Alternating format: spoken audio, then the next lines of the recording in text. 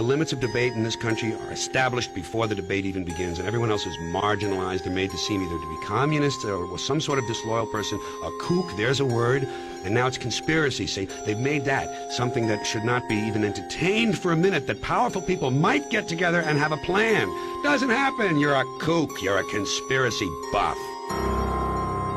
For we are opposed around the world by a monolithic and ruthless conspiracy that relies primarily on covert means for expanding its sphere of influence, on infiltration instead of invasion, on subversion instead of elections, on intimidation instead of free choice, on guerrillas by night instead of armies by day.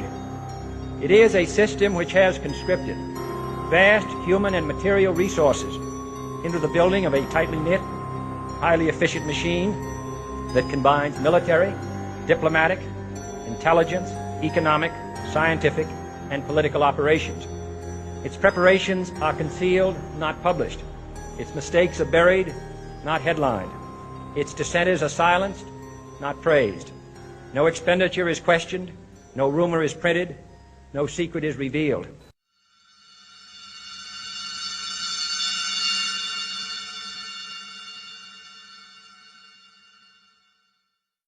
A short introduction. I grew up leading a wonderful life. A fan of action and academics, I was an honors high school graduate with the highest mark in history award at 92%. I earned a double major in history while pursuing my education and arts degrees in 2 universities. Professors asked me to publish some of my essays. The future was looking bright until I realized that it's not what you know and how you can explain it, but rather who you know that counts. I watched my friends get married, buy houses, and start families, while I wondered how I was going to move out of my parents' house. I went back to school to study advanced woodworking and restart my career. It would take me a decade to realize that God had other plans for me. In June 2005, I had an awakening. While reading Matthew 24, I received the impression that what was being discussed in that passage could only be applied to events in our time. I searched Matthew 24 online to get other interpretations. One of those commentaries mentioned the word conspiracy. I was curious. I was instantly flooded with more than I could bear. For 4 sleepless days, I tried to disprove every aspect of what I saw. I couldn't. If my worldview was a computer operating system, it permanently crashed. I had to rebuild my paradigm. This was no easy task, as I had a lot invested. What you're about to see is the result of 5 years worth of reading of dozens of books, listening to hundreds of podcasts, and reading thousands of articles. This presentation has cost me at least $5,000, and I'm giving it away for free. Because I have invested as much time and concern on this project as others spend raising a child, I have occasionally been labeled obsessed. What these people don't realize is that I'm doing this for them. They don't want to see what I see. Yet. I finally understand how someone like Adolf Hitler managed to fool the overwhelmingly Christian nation of Germany into believing that he was doing God's work. I now know that Adolf Hitler was a large part of an agenda that is so massive that it can't be fully described here. You had better care about this plan instead of sports or soap operas, because what happened to Germany during the Nazi era is happening to America and the West today. In a good 2 hours, you will learn the most important details of some aspects of what took me over 2 years to figure out. I don't know everything, but I know enough. Without knowing the past, you can't know the present or the future. This is why so much of this presentation is a very intense history lesson that you may need to watch several times to fully understand. Please be patient with it and watch it to the end.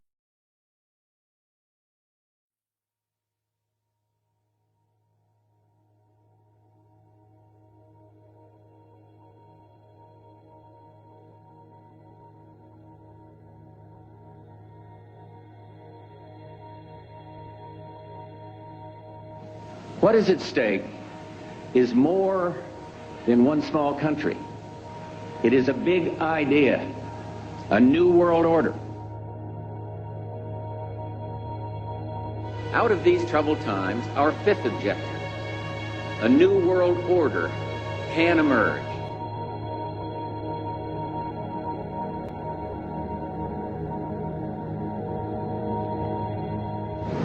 своем движении в другом направлении, к новому мировому порядку, I к think новой цивилизации. even that does not describe why the world has changed so much and why the world has turned so much toward a new world order and a new kind of civilization.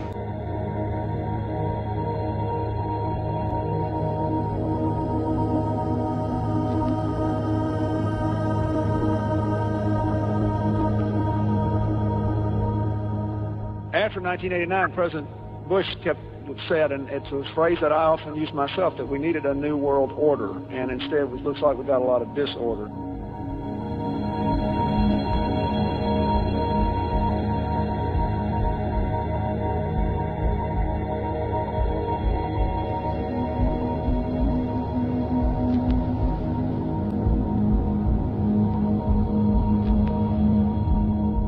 There is a chance for the President of the United States to use this disaster to carry out what his father, a phrase his father used, I think, only once, and hasn't been used since, and that is a new world order.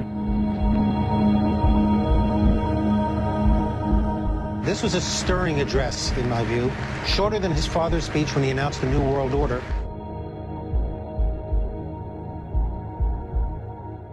And it's only now that we can begin to understand that the world order that globalization brings and what it's going to look like, it's driven forward now not just by the balance of military strength, the Cold War times, or ordinary political power. It's been driven forward by a seismic shift in economic power that we see around us. We've got to give them a stake in creating the kind of world order that I think all of us would like to see. Thousands of people gathered to hear Barack Obama deliver key foreign policy speech on his current European tour. The Democratic presidential hopeful laid out his vision for America's place in a new world order, saying he was speaking as a proud citizen of the United States and a fellow citizen of the world.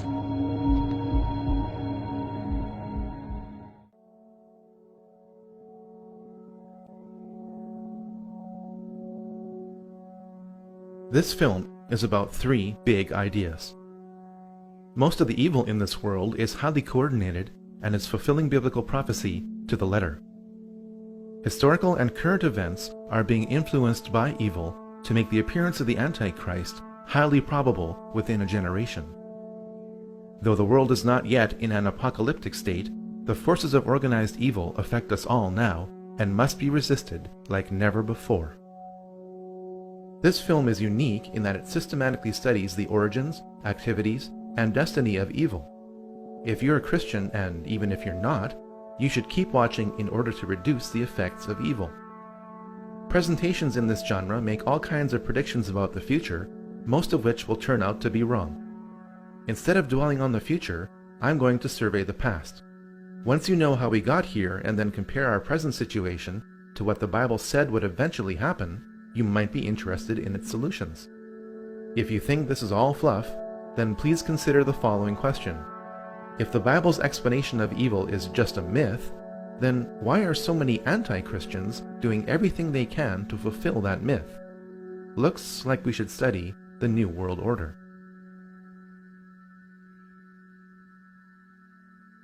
The New World Order is like a rope.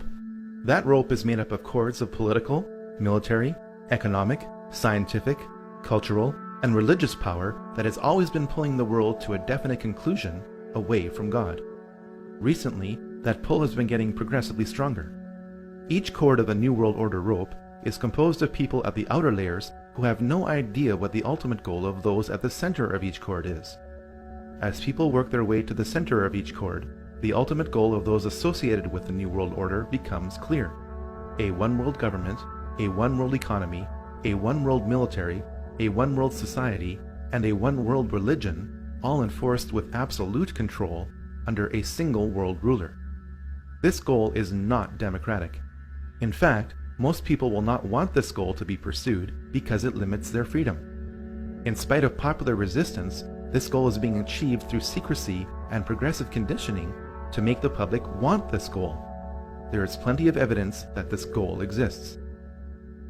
Pat Robertson has written in a book a few years ago that we should have a world government, but only when the Messiah arrives. He wrote, literally, any attempt to achieve world order before that time must be the work of the devil. Well, join me. I'm glad to sit here at the right hand of Satan. The primary driver of the New World Order is religion.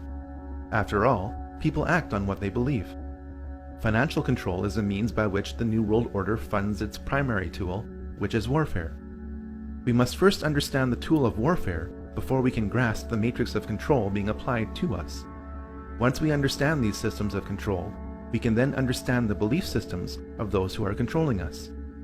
All this knowledge is necessary to form strategies of resistance to what you are probably not even aware of. But how did this mindset, control system, and tool of warfare get created?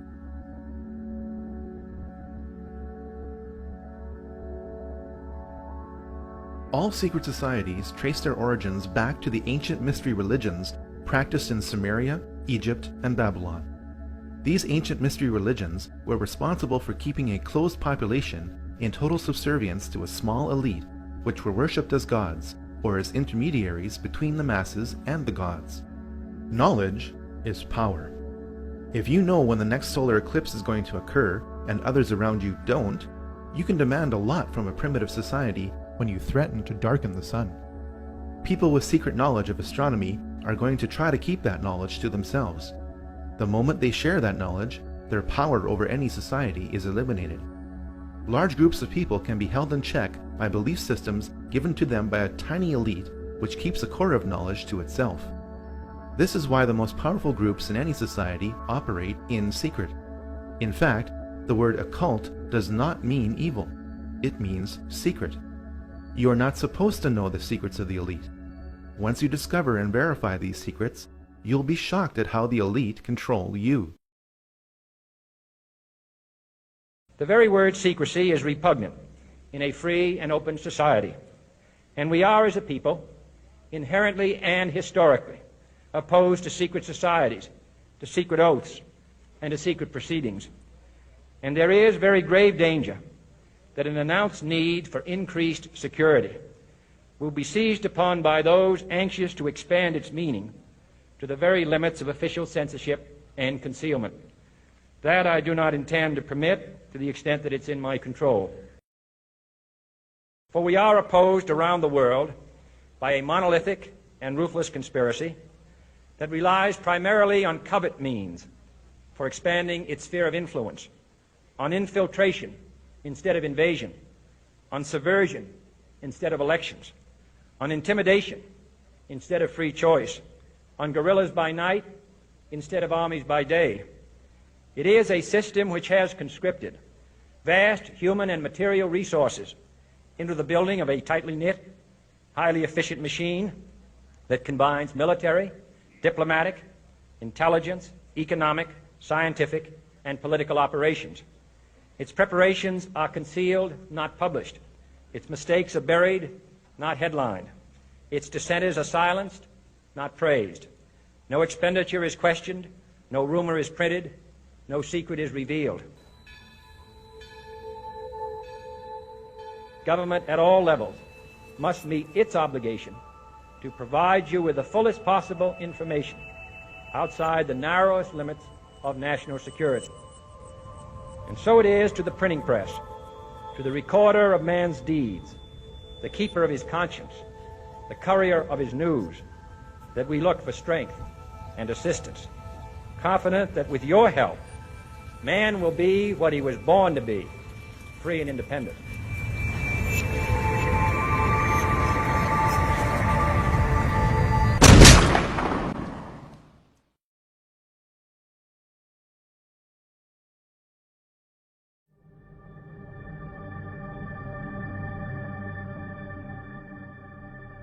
While other cultures were practicing pantheism, the monotheism of the Israelites kept them unique.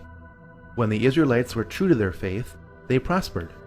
When they began to absorb the teachings and practices of the surrounding cultures, the Israelites became oppressed by the civilizations they had previously resisted.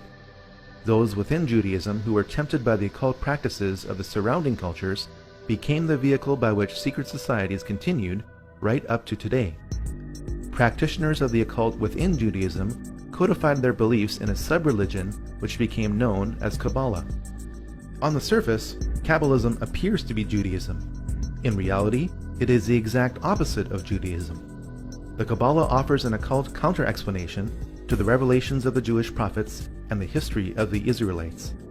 The Kabbalah depicts Moses as an occult figure whose purpose was to initiate the Israelites back into the more enlightened and advanced teachings of Egypt. We must grasp this if we are to understand much of what is happening in Israel today.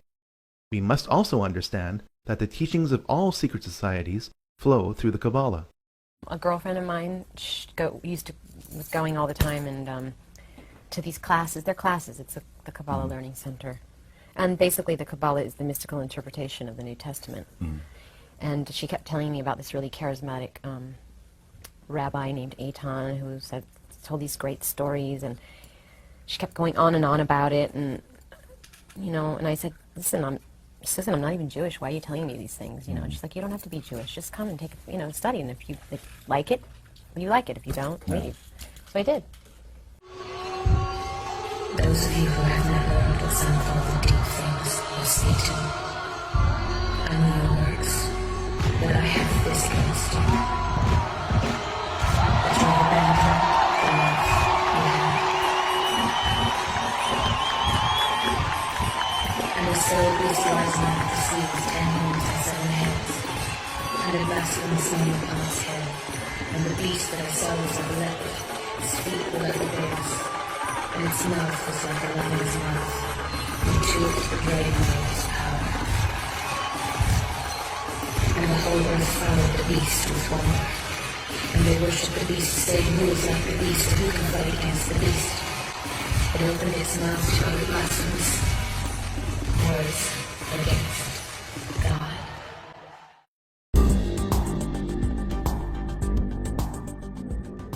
The emergence of Christianity during the height of the Roman era became a problem for the Romans. The more the Roman government tried to suppress Christianity, the more Christianity grew. Please remember that the next time somebody tries to tell you that religion is just a tool of control. Because the Roman government couldn't eliminate Christianity, it eventually decided to merge its belief system with it. The moral decline of the early church can be traced back to the time when Constantine decided to become a Christian for whatever reason. The beliefs of the Babylonians, Egyptians, Greeks, Eastern cultures, and Romans infiltrated much of Christianity as the Roman government merged with Christianity. At the heart of this infiltration was Gnosticism. Gnosticism means salvation through knowledge, while Christianity means salvation through Christ. Gnosticism has always been the primary driver of the New World Order.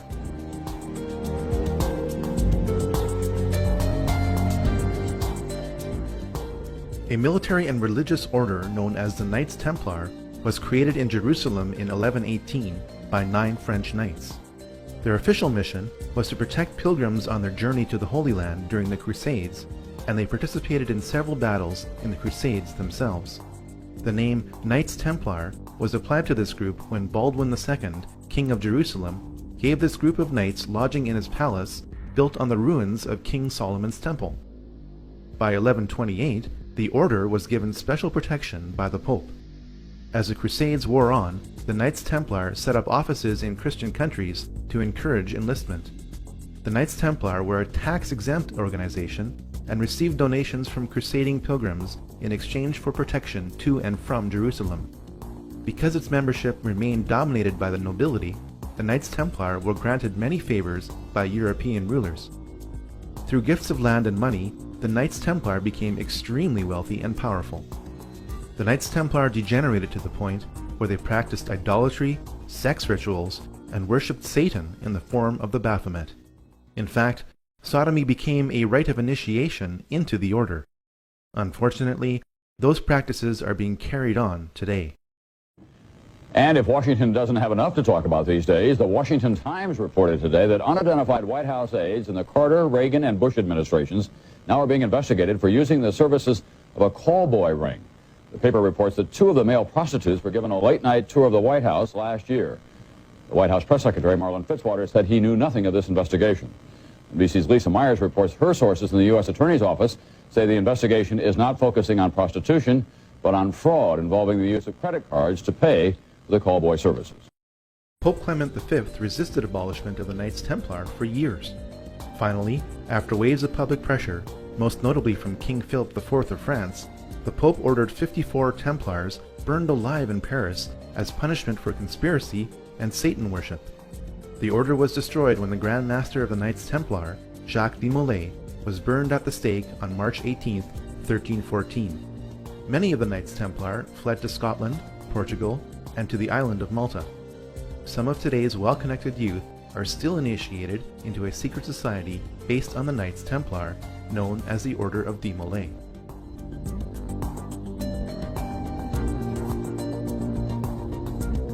The Rosicrucians were a religious order that combined the beliefs of ancient mystery religions with Christianity. It is not known whether the Rosicrucians were founded independently of the Knights Templar. At some point, these two groups merged and became one. After the Knights Templar were abolished, the Rosicrucians became the key vehicle by which occult teachings were spread throughout Europe. This has also been the case in much of the Jesuit order, as it led the Counter-Reformation. The occult teachings of the Rosicrucians, rooted in the Kabbalah, had a big impact on recent history. My thanks to all of you, and now it's on to Chicago, and let's win there.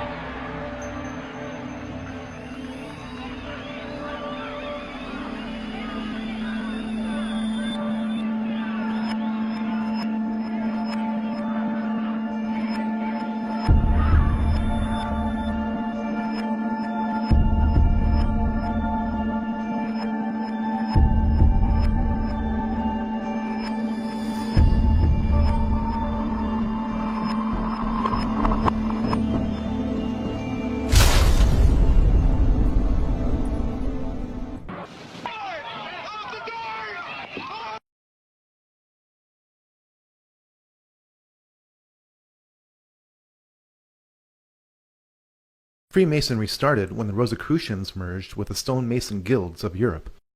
From the 1640s onwards, as the construction of grand cathedrals declined, Masons concentrated less on stonework and more on occult teachings. By 1717, the world's first Grand Lodge of Freemasonry was established in London. Freemasons were initially viewed positively by the public for doing good works, and the number of lodges grew rapidly throughout Europe. The age-old satanic desire for power also grew within Freemasonry.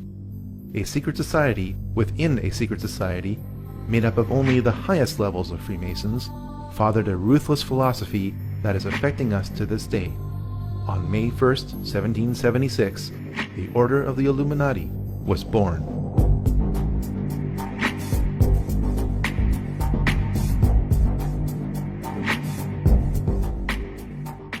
The Illuminati were a perfect storm of Freemasonic, banking, and religious interests. If you are truly interested in separating fact from fiction, what remains as fact about the Illuminati from original sources is most disturbing. By reading Robeson's Proof of a Conspiracy, the goals of the Illuminati become clear. Abolition of all monarchical government and patriotism to it. Elimination of private property and inheritance. Destruction of the traditional family. And eradication of all religion. The Illuminati were an extreme sect of Freemasonry.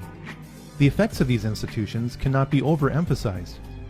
Over 5,000 years of occult history have been focused into Freemasonry and the Illuminati. Around 250 years of occult practices have flowed from them.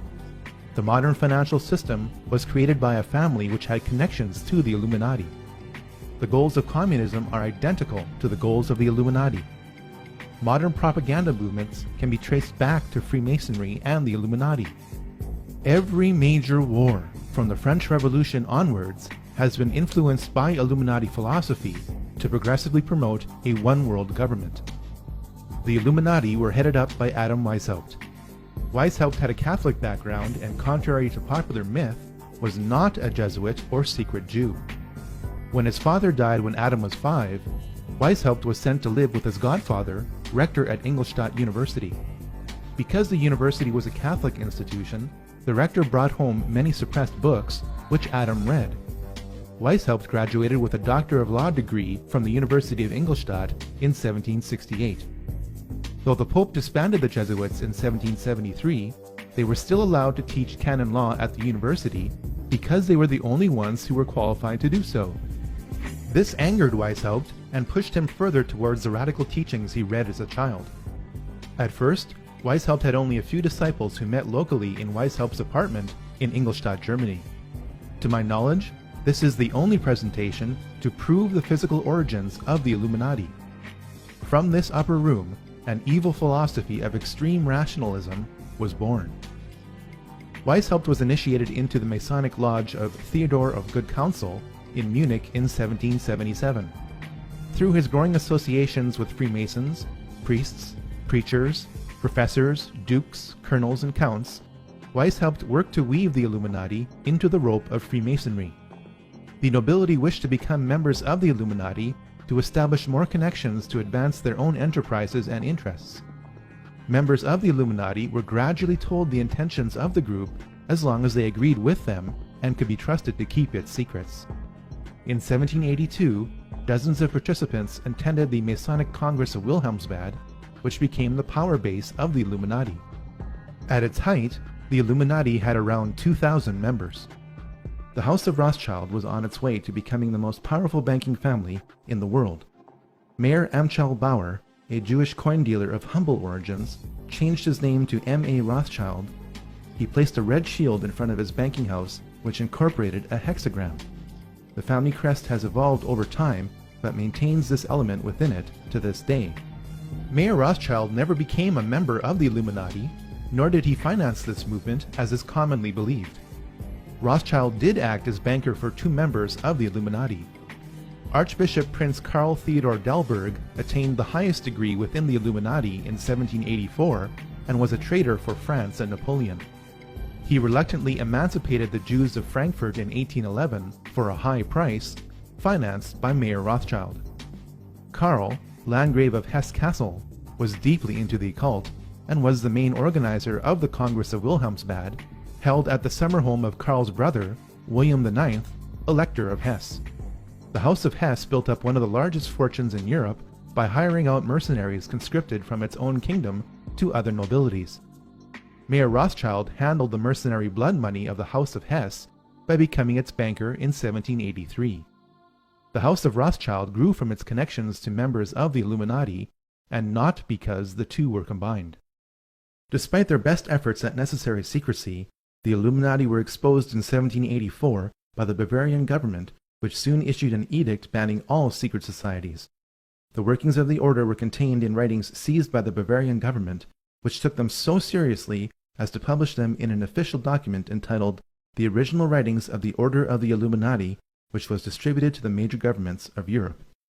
Some members of the Illuminati were arrested, while most fled Bavaria under the edict. This only spread Illuminati philosophy further throughout Europe.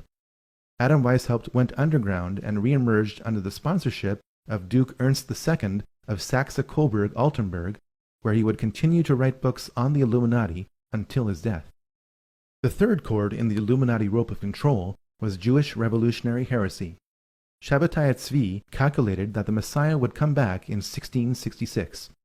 When that didn't pan out, Shabbatai taught that he was a Messiah. Shabbatai would later convert to Islam.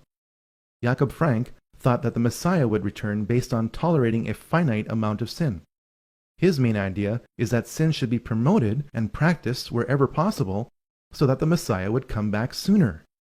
Eventually, Frank also taught that he was a Messiah and that he was a successor to Shabbatai Tzvi. The revolutionary Frankists were a large group, and some Frankists were involved in the French Revolution.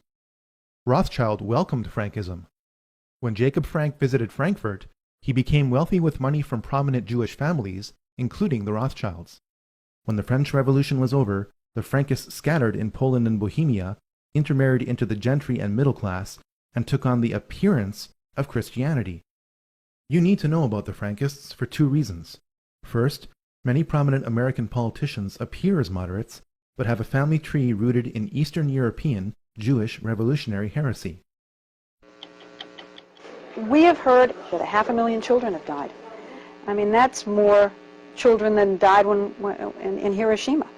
And you know, is the price worth it?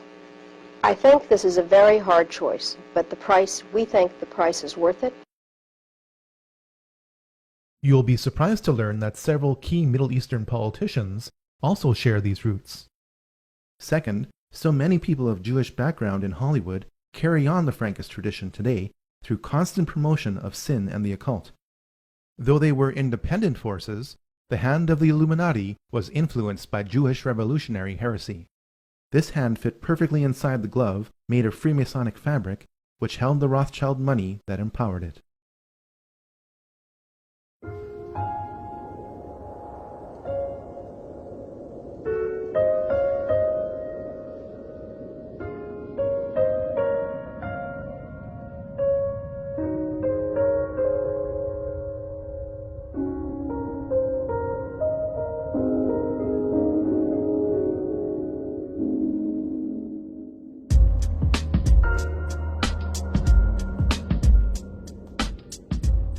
Scattered from Bavaria, the Illuminati quickly re-emerged in France within pre-existing revolutionary groups, the largest of which was the Jacobin Club. The Jacobins, with the money from the Duke of Orleans, bought up and transported out much of the grain supply in France to create an artificial food shortage in 1789. The famine that resulted drove people to revolt. The Jacobins told the people to blame the famine on King Louis XVI and Queen Marie Antoinette.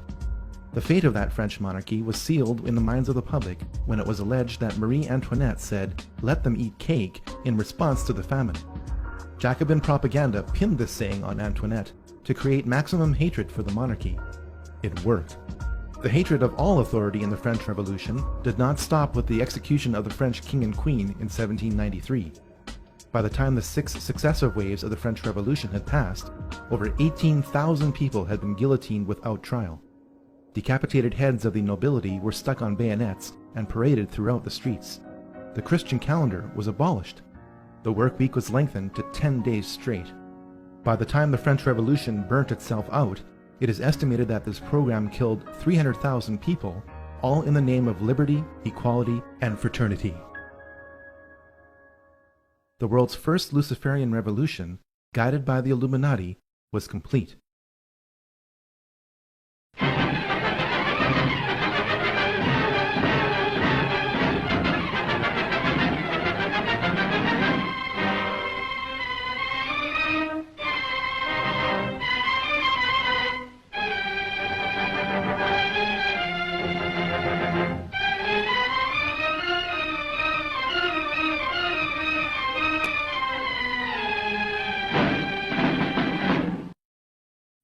Mama, I have to cheat the tax collector before my own children. Do you think I want to do that? I live honestly, I trade honestly, I want to be honest with them, but they won't let us.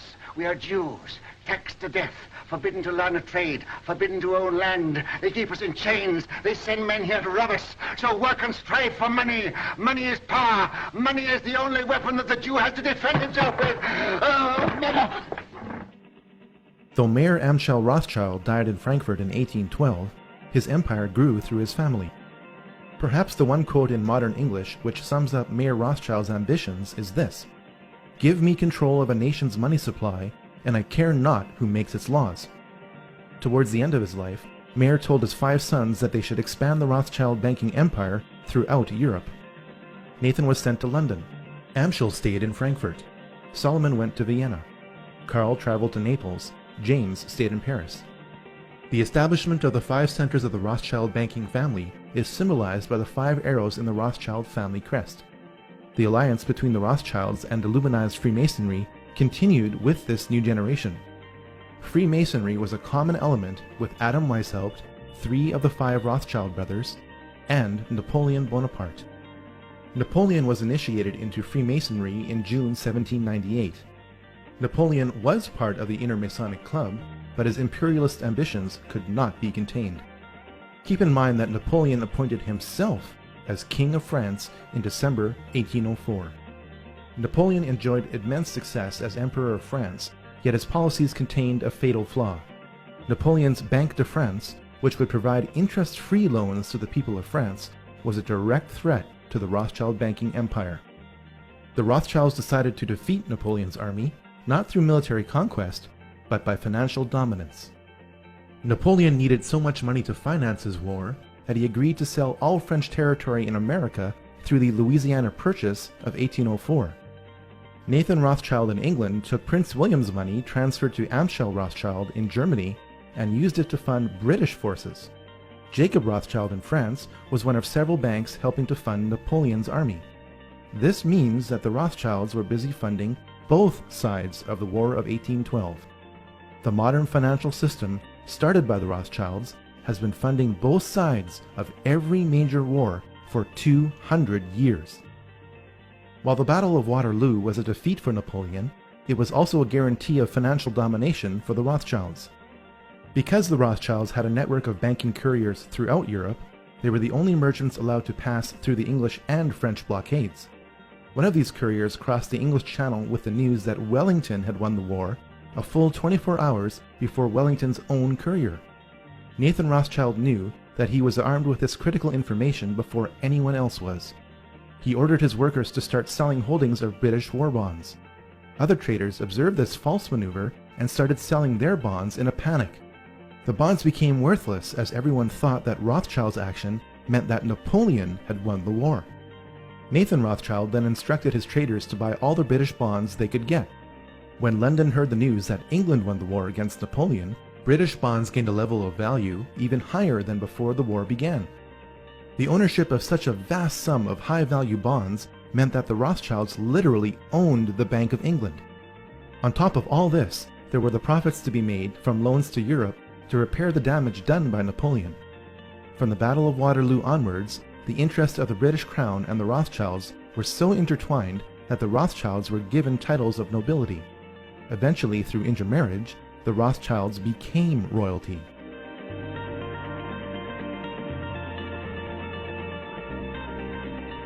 Following the Napoleonic Wars, the Illuminati thought that the nations of Europe would be so tired of fighting that they would agree to enter into a federation.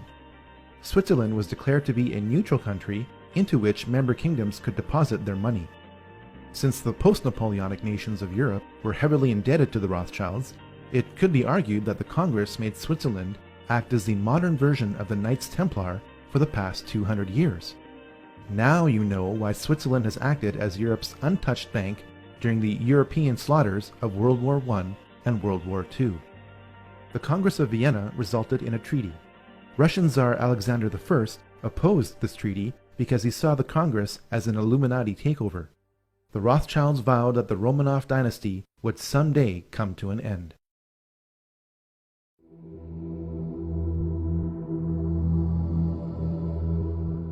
Columbus did not discover anything. The Vikings arrived in North America 500 years before Columbus did. Manly P. Hall, the most prolific Masonic author of all time, wrote a compact book in 1944 entitled The Secret Destiny of America. It confirms that the Old World knew about the New World for thousands of years. Columbus sailed to the West because his family and those who paid for his expedition were steeped in Rosicrucianism and wished to lay the foundation of a new world order. One only has to look at the cipher used in his signature for proof of this claim. Much of the occult knowledge of the Knights Templar is carved in stone in Scotland's Rosslyn Chapel. The carvings that line the inner frame above this window are of maize or of Indian corn that grew only in the New World. How could this be if the construction of the Rosslyn Chapel began in 1446 or 46 years before Columbus sailed to the West? For the answer to this question, we should look at the sails on the ships used by Columbus. They were adorned with the logo of the Knights Templar. From before the time of Columbus until today, America has always had a special place in the plans of the New World Order. The Illuminati in Europe saw the rare positive outcome of the American Revolution and sought to subvert it through the Columbian Lodge of the Order of the Illuminati, established in New York in 1785. Agents of the Illuminati worked to start a new revolution in America so that America would resemble France without the Napoleonic influence. Most of America's founding fathers were deists. They believed in God, but as they, and not the Bible, defined God. The level of Gnosticism that the founding fathers of America were involved in ranges from mild to severe. George Washington never defined his faith in his own writings. He was also a Freemason. He helped design the street plan of Washington, D.C., which is laid out according to Masonic symbology. Thomas Jefferson also talked about God, but rejected the Bible. In fact, Jefferson wrote his own New Testament, deleting passages and cutting out entire books like the Book of Revelation, which didn't agree with him. Benjamin Franklin talked about God, but rejected traditional Christianity. What is particularly disturbing about Benjamin Franklin is his membership in the Hellfire Club in London. In the late 1700s, a group of Englishmen formed the first Hellfire Club, a fraternity dedicated to drinking, sex, and at times ridiculing Christianity and mocking its sacred rituals. Members met at ruined monasteries to revel in black masses and drunken orgies. An occasional participant was the American ambassador to Great Britain, Benjamin Franklin. Whether or not any of these American leaders are Christian is not for me to decide. The singular point being made here is that America has always had a thick Christian veneer applied to a Gnostic core. Over time, that occult core has grown and the Christian veneer has worn thin. In 1791, Alexander Hamilton established the first privately owned central bank in the United States with $10 million on a 20-year charter. This is contrary to the United States Constitution, which Hamilton signed. When the charter expired, the head of this private group was revealed.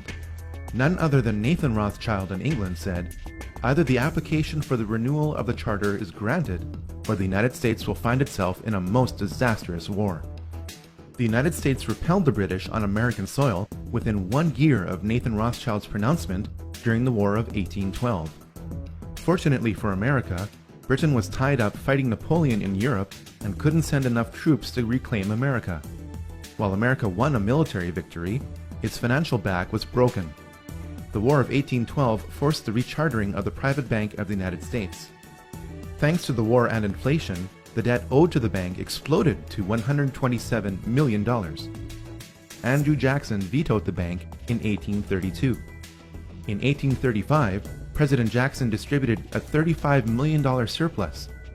This was the only time in American history that the United States had balanced its books.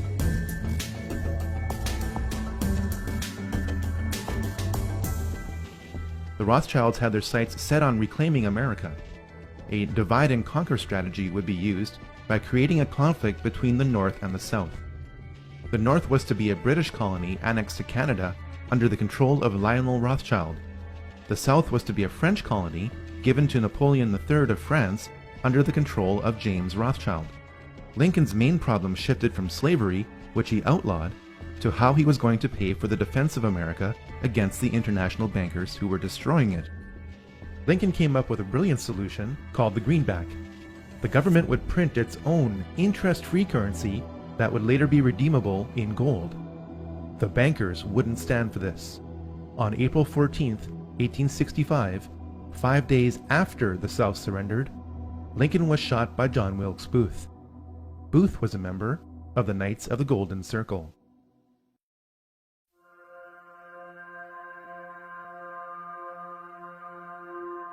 The monarchies of Europe, led by the British royal family, had been involved in the occult for centuries through the sponsorship of clairvoyance. The British royal family is deeply Masonic. The Queen's cousin, the Duke of Kent, is British Freemasonry's Grand Master. There is even a Freemasonic lodge in Buckingham Palace. Though the current Queen says that she is not amused at this, she and her predecessors were often Masonic. It is a fact that much of the European nobility goes back to various houses, especially in England and France, which link the lines of the kings of England and the kings of Jerusalem. Fiction occurs when this link is used to create a mythology which states that the British people, led by their monarch, are one of the lost tribes of Israel. British Israel Freemasons also believe that since America was descendant from Britain, Americans who are of British Masonic descent are also one of the lost tribes of Israel. On the back of the US $1 bill, there exists a Star of David, hidden in plain sight. The British royal family is more German than it is English. Queen Victoria was married to Prince Albert of Saxe-Coburg and Gotha. Under pressure from anti-German sentiment created during World War I, King George V changed his family name to Windsor. When Princess Elizabeth wanted to marry Prince Philip of the House of Schleswig-Holstein-Sonderburg-Glücksburg, she faced the same problem that King George did. Prince Philip renounced his titles and adopted the surname of Mountbatten. All 4 of Prince Philip's sisters married into the German nobility, which embraced Nazi philosophy. Remember that Adam Weishaupt wrote more material on the Illuminati under the sponsorship of Duke Ernst II of Saxe-Coburg-Altenburg. Because Prince Albert was great-grandson of Duke Ernst II and consort to Queen Victoria, the British royal family are direct descendants of Ernst II. Since Duke Ernst II became a member of the Illuminati in 1783, it is not hard to see that the teachings of Adam Weishaupt are being used by the British royal family today. The British monarchy was involved in 2 wars with China over opium. From about the mid-17th century onwards, Europe had a huge trade deficit with China. Europe wanted Chinese tea, silk, and porcelain, but China did not want as much of what Europe had to offer. This trade deficit problem was made worse by the fact that Chinese emperors demanded to be paid in silver and gold coin. The problem was solved when British traders began importing opium into China from India. Large areas of China became addicted to opium. The addiction was so intense that in many areas of China, opium was currency. The conflict between the Chinese emperors and British traders grew so bad that Queen Victoria sent in the British army to fight the Chinese army over opium in 1839 to 1842, and again in 1846 to 1860. When you are told that the British royal family's wealth is based on taxation, don't believe it. It could be argued that the British East India Company occupied India on behalf of the British Crown and its traders. Afghanistan is occupied today by coalition forces. In 2007, 93% of the world's opium production came from Afghanistan. The 2006 Afghan opium harvest was also valued at $3 billion. Ahmad Wali Karzai, brother of Afghan President Hamid Karzai, is intimately linked with the export of opium from Afghanistan. He is also on the CIA payroll. The Taliban lend the farmers the money. They are indebted to the Taliban. They have to grow the opium. Now the Marines, in their success, are in a sense a victim of their success, because now the population is, they have these opium fields, and we are tolerating it. We are tolerating the cultivation of the opium because we know that if we were to destroy it now, the population would turn against the Marines, and it would be a real security risk. The Taliban finances much of its operations by selling opium, which is grown from poppies, which are right now being harvested. So here's the question: why are American troops now helping Afghan farmers grow that opium? Nick Schifrin reports from Afghanistan on a controversial new policy. In one case, they even paid a farmer $1,000 after U.S. and Afghan special forces burned his crop. If you can come down to the base on my next visit, I'll make a payment.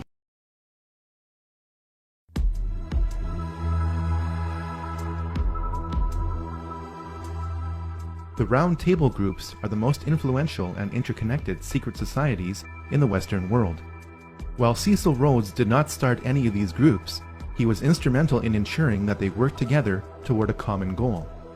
In 1966, Georgetown University history professor Carroll Quigley defined this goal in a massive work entitled Tragedy and Hope. One of the members of the Round Table groups sponsored Carroll Quigley, who was given access to their secret records to produce what the group thought would be an internal publication. As a teenager, I heard John Kennedy's summons to citizenship. And then, as a student at Georgetown, I heard that call clarified by a professor named Carroll Quigley, who said to us that America was the greatest nation in history because our people had always believed in 2 things: that tomorrow can be better than today, and that every one of us has a personal, moral responsibility to make it so.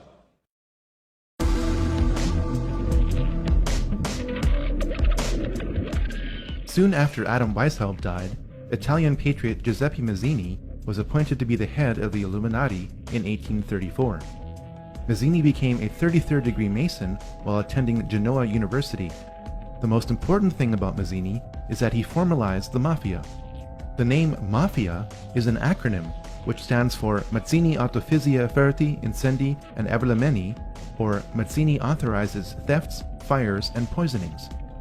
With the wave of Italian immigration to America starting in the 1890s, the practices of the Mafia merged with the Illuminati of America.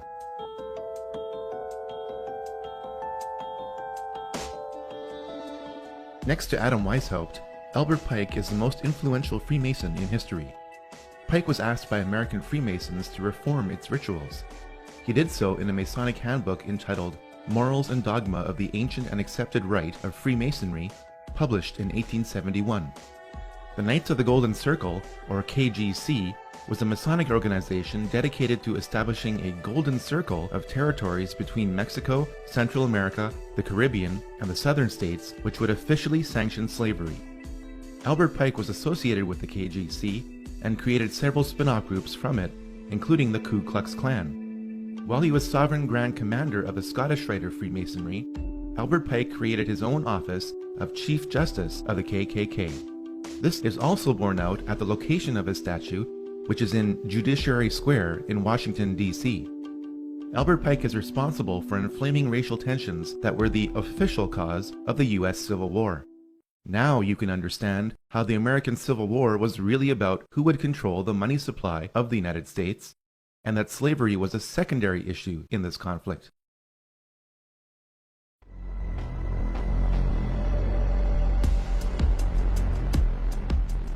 William Huntington Russell was one of the more prominent merchants involved in the Chinese opium trade. Born in America, Russell did what most wealthy businessmen did during the Industrial Revolution: protect his assets from taxation by establishing a tax-free foundation. The tax-free foundation that Russell and Company established based on opium revenue was the Russell Trust. The key institution of indoctrination that Russell Trust established was Skull and Bones. Skull and Bones was founded at Yale University in 1832 as a Black Lodge of Freemasonry. The odds that both presidential candidates would happen to be members of Skull and Bones is approximately 1 in 750,000. You both were members of Skull and Bones, a secret society at Yale. What does that tell us? Not much, because it's a secret. Is there a secret handshake? Is there a secret code?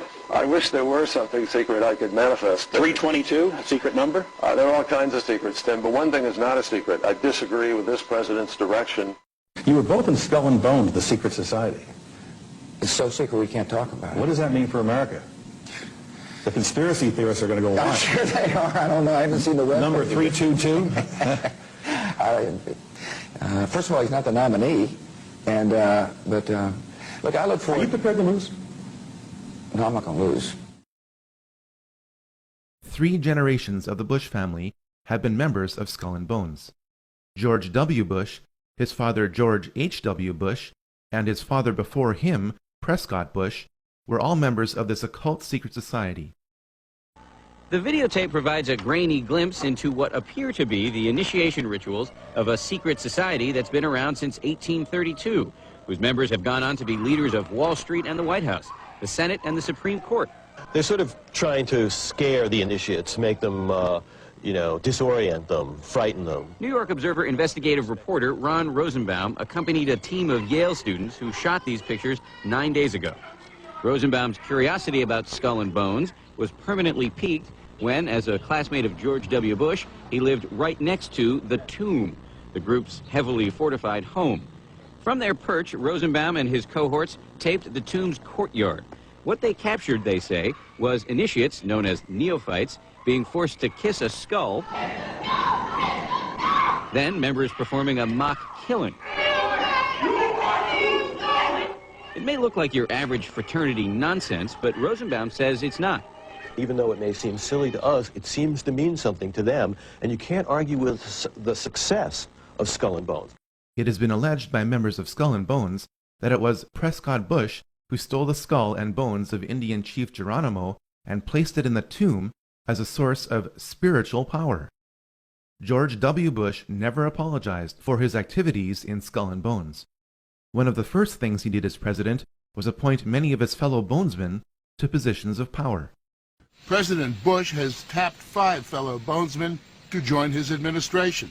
Most recently, the head of the Securities and Exchange Commission, William Donaldson, Skull and Bones, 1953. Does that relationship, forged with all this mumbo-jumbo and coffins and skulls and bones and all of that stuff, Does that become, in some cases anyway, stronger than family, faith? Absolutely. You know, they say the motto at Yale is for God, for country, and for Yale. At Bones, I would think it's for Bones.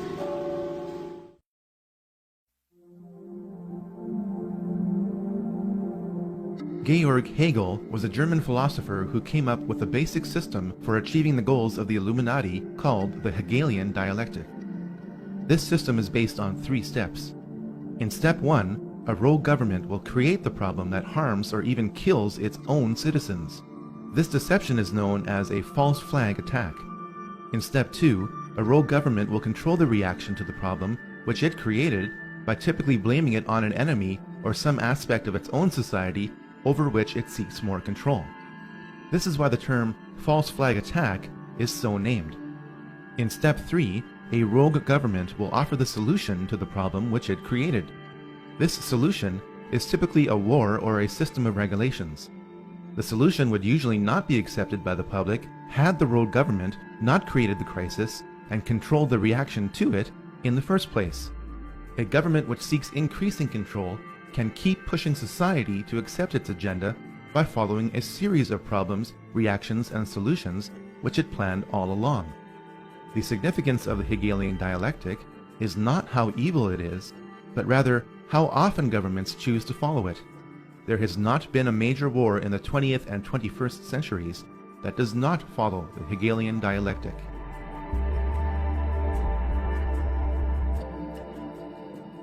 Though his family converted to Christianity, Karl Marx became a Satanist during his university years. In a poem entitled Pale Maiden, Marx wrote, "Thus haven I forfeited, I know it full well. My soul, once true to God, is chosen for hell." Over time, Marx became a 32nd degree Mason. Karl Marx met up with German philosopher Friedrich Engels. Engels joined a revolutionary group 10 years earlier founded by Giuseppe Mazzini. It was Engels who would feed Karl Marx physically and intellectually for life. Marx published the Communist Manifesto in 1848 based on a draft from Engels. The manifesto was commissioned by the Communist League in London, whose history can be traced back to the Jacobin Club and the Illuminati. The foundations of communism are identical to the goals of the Illuminati. Karl Marx was always looking for money. He found it when Nathan Rothschild gave Marx several £1,000s to finance the cause of socialism through the Hegelian dialectic. Marx wrote Das Kapital in 1867, which became known as the Bible of the working class. While his Bible called for the working class to rise up and overthrow the financial bourgeoisie, Marx evidently did not practice what he preached. In an 1864 letter to his uncle, Marx announced that he made £400 on the stock exchange. Nikolai Lenin picked up where Karl Marx left off. Lenin admired Mikhail Bakunin, who wrote, "The evil one is the satanic revolt against divine authority. Satan, the eternal rebel, the first free thinker, and the emancipator of worlds." While attending university, Lenin became a Mason.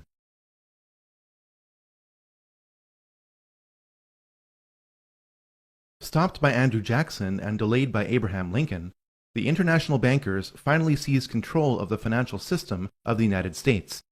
On December 23, 1913, the Federal Reserve Act passed through Congress when most congressmen were home for Christmas. President Wilson promised to sign the Federal Reserve Act in exchange for campaign contributions. This unconstitutional act allowed a private group of international bankers to print pieces of paper as money which would be loaned out to the government at interest. Leading directly or indirectly through their agents, the most prominent members of this group were J.P. Morgan, J.D. Rockefeller, Jacob Schiff, and Max and Paul Warburg. Every member of this group was connected in different ways to the Rothschilds. The international bankers wasted little time in doing what they do best: finance wars.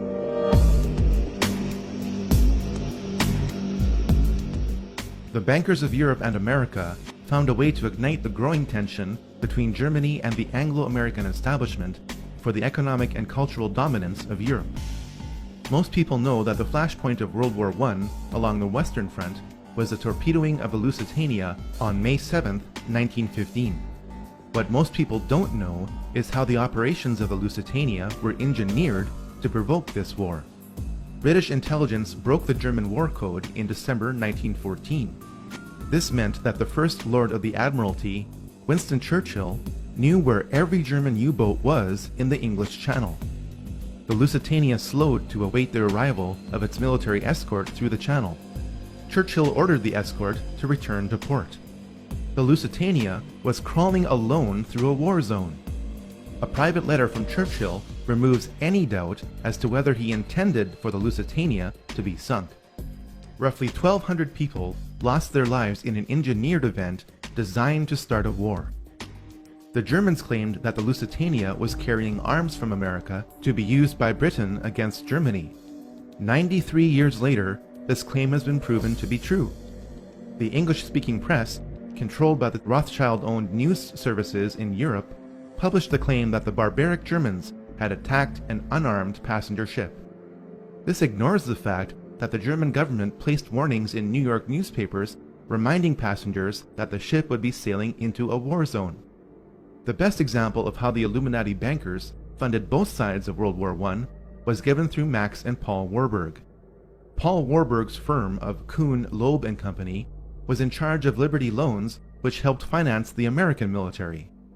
Max Warburg's firm of M.M. Warburg and Company helped finance the German military. The Rothschilds were unable to control Russia because of the Tsar until World War I, when the alliance between the European and American bankers was complete. Jacob Schiff spent $20 million in gold to finance the Russian Revolution through Leon Trotsky, who was exiled in style in New York. Of the 384 commissars that were to make up the new Russian government, 264 had come from the United States. When the ship carrying the men and materials for the revolution were seized at the port of Halifax by Canadian authorities, President Wilson secured their release by stating that if they weren't let go, the U.S. would not enter the war. Lenin, exiled in Switzerland, promised to make peace with Germany if he overthrew Russia's temporary government. He was placed in a sealed railway car with $5 million in German gold and was sent to Russia. When the elections were held in November 1917, Lenin's communists received only 24% of the vote. Lenin had to use force in order to represent the people. The United States stepped in with enormous amounts of food and relief supplies as famine gripped Russia while Lenin took control of it. This opened the door for American industrialists and financiers like J.D. Rockefeller to build the infrastructure of Russia. The net effect was that America continued to support the communist revolution. This support was extended as power was transferred from Lenin to Stalin in spite of Stalin's ruthlessness. World War I ended according to the master plan of the 20th century Illuminati financiers. They knew that communism could only continue so long as capitalism supported it. The financiers also knew that the oppressive chains of the Treaty of Versailles would be broken by a leader who would eventually rise up from within Germany.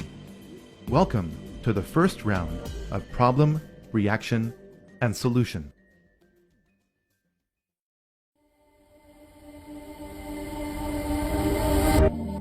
As the Industrial Revolution progressed, several captains of industry emerged in America.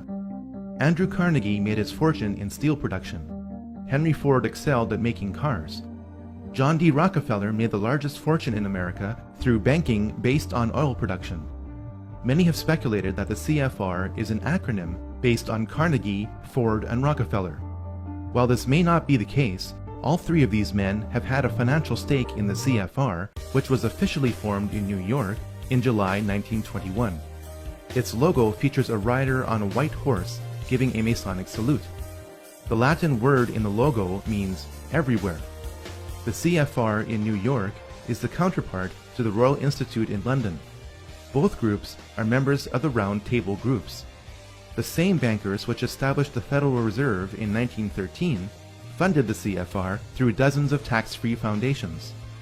If you want to catch a ride in the Anglo-American machinery of the Illuminati today, you will agree to be told what to do. It's good to have an outpost of the council right here down the street from the State Department. We get a lot of advice from the council, so this will mean I won't have as far to go to be told what we should be doing and how we should think about the future. It's good to be back at the Council on Foreign Relations. As Pete mentioned, I've been a member for a long time and was actually a director for some period of time. I never mentioned that when I was campaigning for re-election back home in Wyoming. The goal of the Royal Institute and the CFR is nothing less than one world government. In 1950, CFR member James Warburg testified before the Senate Foreign Relations Committee and said, "We shall have world government whether or not you like it, by conquest or consent." You would think that the CFR would be the talk of the American mainstream media, but the CFR dictates what will make the American news and how it will be presented to reporters in key positions who are along for the establishment ride.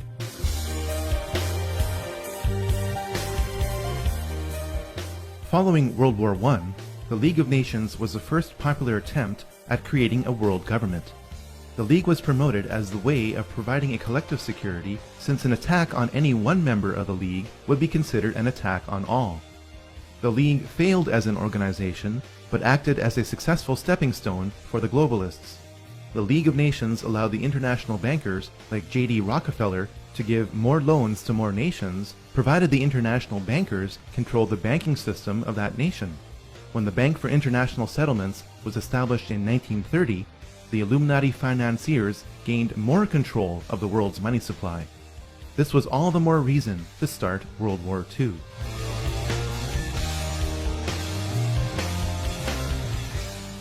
We must understand political Zionism up to World War I if we are to understand the entire foundation of the 20th century.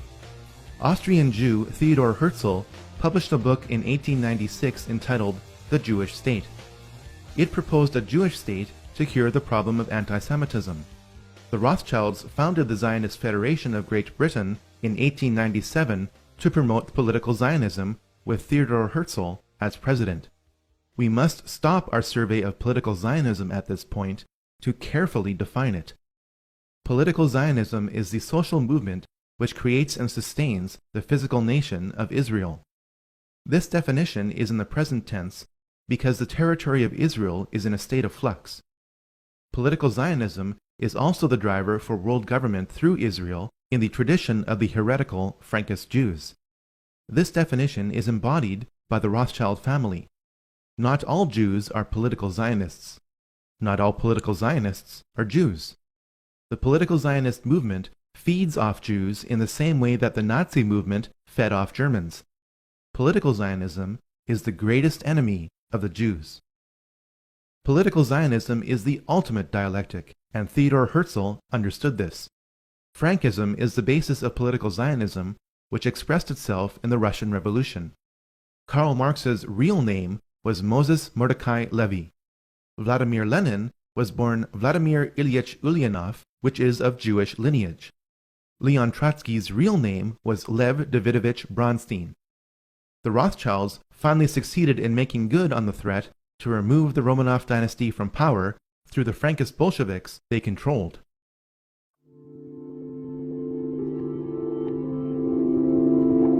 Adolf Hitler was offered as the manufactured solution to the burden imposed upon Germany by the Treaty of Versailles. The event Hitler created to take control of Germany was engineered through a false flag attack. We now know that Hitler had his henchmen set fire to the German parliament, known as the Reichstag, in 1933. The fire was blamed on communist agent Marinus van der Lubbe in a huge show trial. In reality, van der Lubbe was a mentally handicapped individual picked up off the streets. Hitler's mighty war machine was funded and created by Wall Street. The Treaty of Versailles induced Germany to default on its debt. The Dawes Plan replaced the treaty after 5 years and allowed links to be made between American and German industry and finance. From the mid-1920s to the late 1930s, through the Bank of International Settlements, over $135 million was loaned to the German electrical, steel, and chemical industries from Wall Street. The profits on these loans were considerable. Without the technology for extracting petroleum from the German coal fields, supplied by Rockefeller-owned Standard Oil of New Jersey, the Nazi war machine would have ran out of gas.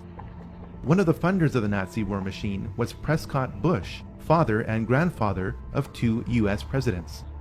According to files from the U.S. National Archives, Prescott Bush was a partner in Brown Brothers Harriman.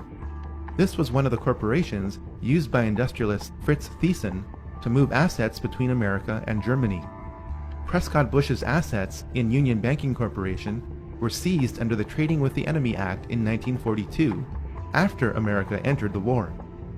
The Bush family fortune was built in part from funding the very enemy that would kill over 400,000 American troops. May I introduce our co-editors for this edition of the Longines Chronoscope. Our distinguished guest for this evening is the Honorable Prescott Bush, United States Senator from Connecticut.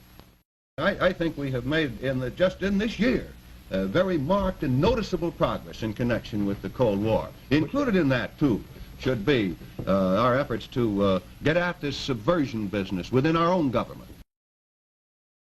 The ideologies of the Nazis and the Communists were set against each other by the Illuminati financiers in a dialectical struggle. Both ideologies are flawed and use the same means to produce the same result. The Illuminati financiers chose to eliminate the Nazi movement and preserve communism for one very important reason. Hitler started to print money just like the Federal Reserve. At this point, all of Europe was tied up in war with itself. The problem and reaction stages of World War II would only be solved through America. America entered World War II based on the Pearl Harbor attack that was allowed to happen and deliberately made worse. The Japanese signals indicating the time, place, and resources to be used in the attack were remotely intercepted and sent to President Roosevelt. President Roosevelt chose not to relay the information to Pearl Harbor. America now had the excuse to attack Germany, even though Germany never attacked America. The Japanese were ready to surrender in February 1945, but 2 nuclear bombs were dropped on them after this date instead of being used in Europe. The madness of World War II accomplished several things for the Illuminati financiers.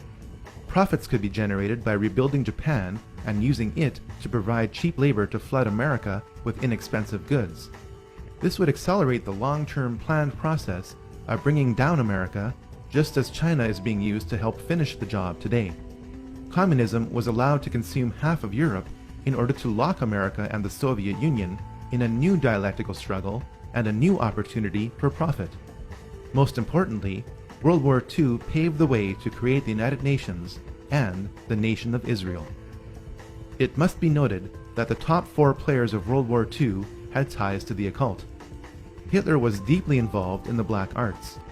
He joined a group focused on esoteric teachings called the Thule Society. This is where the logo for the Nazi Party came from. The occult foundation of Nazi philosophy was laid by Dietrich Eckart, not by Adolf Hitler. Joseph Stalin was involved in Freemasonry.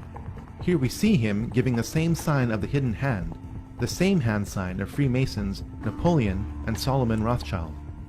Franklin Roosevelt was a 32nd degree Mason. Winston Churchill was a member of 2 Masonic lodges, including a Druidic lodge. When you look at a photograph of the 3 main characters involved at the Yalta Conference in February 1945, keep in mind that all 3 were Freemasons.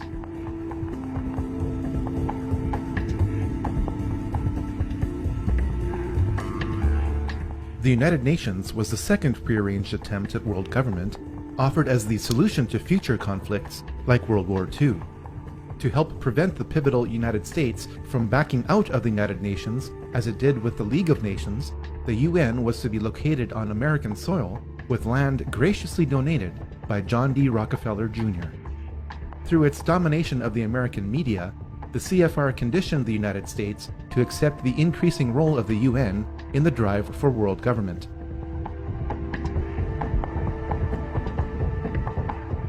Political Zionism, a tool of the Rothschilds, clearly expressed the desire to create Israel long before World War II. This is documented in the Balfour Declaration of 1917. Arthur James Balfour of the British Foreign Office announced that it was the will of His Majesty's government to establish a Jewish homeland in Palestine. This official policy was given to the World Zionist Federation of Great Britain, headed by Lord Rothschild, over 30 years before Israel was created. James Balfour, a willing tool of the British Freemasonic crown, was awarded many Masonic royal titles for this and other services rendered. Political Zionism used and magnified the anti-Semitism of the Nazi movement to create Israel. As soon as Hitler took power in 1933, many Jews around the world boycotted German goods. The political Zionists in Palestine negotiated a secret deal with the devil. In return for the transfer of 60,000 Jews and $100 million to Palestine, political Zionists would halt the worldwide Jewish-led anti-Nazi boycott that threatened to topple the Hitler regime in its first year. Over 40 million Chinese died in a 25-year period under the dictatorship of Mao Zedong, yet all you probably know is the phrase 6 million Jews. If you question the scope and purpose of the Holocaust, you will be labeled a Holocaust denier. The Holocaust of the Jews has been ground into the public consciousness by the political Zionists who used and inflated its horror to justify their goal.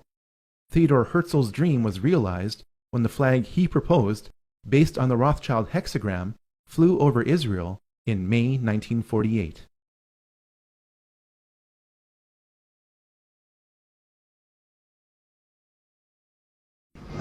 To this day, I don't know what happened on August 2nd and August 4th, 1964 in the Tonkin Gulf. The general provided the answer, saying his Navy attacked the Maddocks on August 2nd, but on the 4th, nothing happened.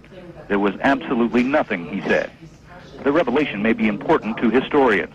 They have argued for years that the second incident on August 4th never occurred, but Lyndon Johnson used it to justify air attacks on Vietnam and broaden the scope of the war. Events afterwards showed that our judgment that we'd been attacked that day was wrong. It didn't happen. Repeated acts of violence against the armed forces of the United States must be met.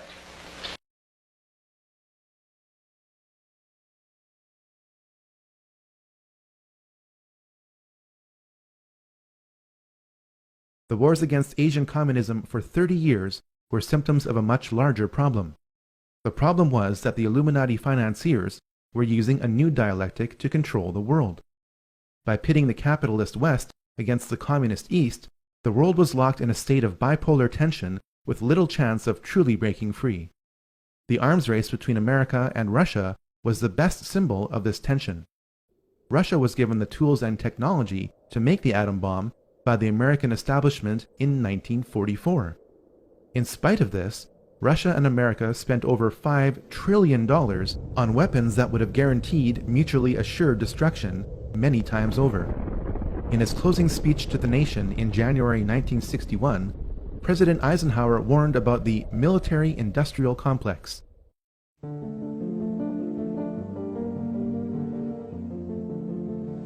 Until the latest of our world conflicts, the United States had no armaments industry. American makers of plowshares could, with time and as required, make swords as well. But we can no longer risk emergency improvisation of national defense. We have been compelled to create a permanent armaments industry of vast proportions. Added to this, 3.5 million men and women are directly engaged in the defense establishment. Now, this conjunction of an immense military establishment and a large arms industry is new in the American experience. The total influence, economic, political, even spiritual, is felt in every city, every state house, every office of the federal government. We recognize the imperative need for this development, yet we must not fail to comprehend its grave implications. Our toil, resources, and livelihood are all involved. So is the very structure of our society. In the councils of government, we must guard against the acquisition of unwarranted influence, whether sought or unsought, by the military-industrial complex. The potential for the disastrous rise of misplaced power exists and will persist. We must never let the weight of this combination endanger our liberties or democratic processes. We should take nothing for granted. Only an alert and knowledgeable citizenry can compel the proper meshing of the huge industrial and military machinery of defense with our peaceful methods and goals, so that security and liberty may prosper together. We didn't listen to him then. We still aren't listening now. The Illuminati financiers planned for the failure of communism. Communism as a system is guaranteed to fail without support. It failed in 1989 through the symbology of the fall of the Berlin Wall. China was busy by this time producing goods for the capitalist West. In 50 years, the planet went from a multipolar world to a bipolar world to a monopolar world. In the meantime, 3 more secret societies emerged to help manage the planet without your awareness or consent. The time to encourage another war would soon be around the corner.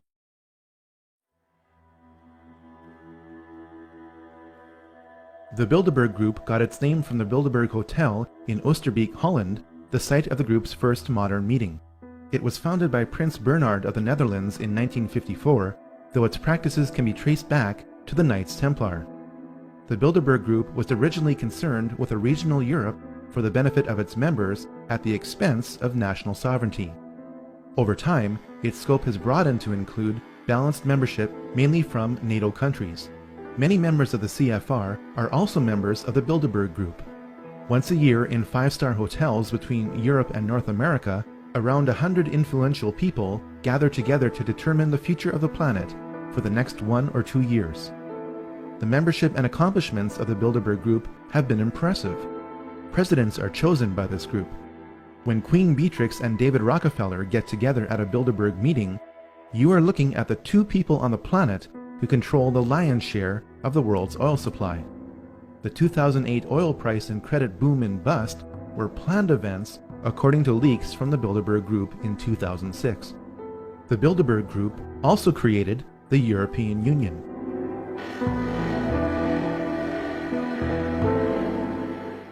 The Club of Rome promotes peace and prosperity, but does so in a way that advances world government at the expense of national sovereignty. It was founded in April 1968 by Aurelio Pecci, a prominent Italian industrialist. Affiliations with the Club of Rome have included members of the Rockefeller family and the CFR. Of all the globalist organizations we have encountered so far, the Club of Rome is the group which is the most heavily involved in the New Age movement, regardless of its size. This group specializes in promoting neo-feudalism to justify social and economic control.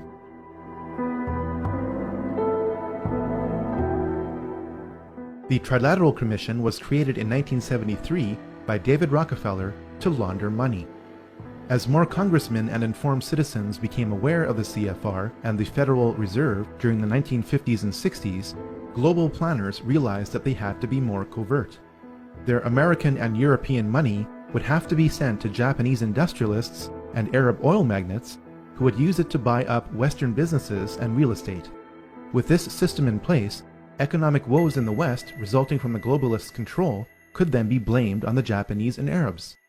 Arab leaders who couldn't agree on anything for centuries suddenly came together to create the OPEC oil embargo of 1973. High gas prices made the Americans flock to Japanese cars. This system of Western, Eastern, and Middle Eastern trade promoted global interdependence and made lots of money.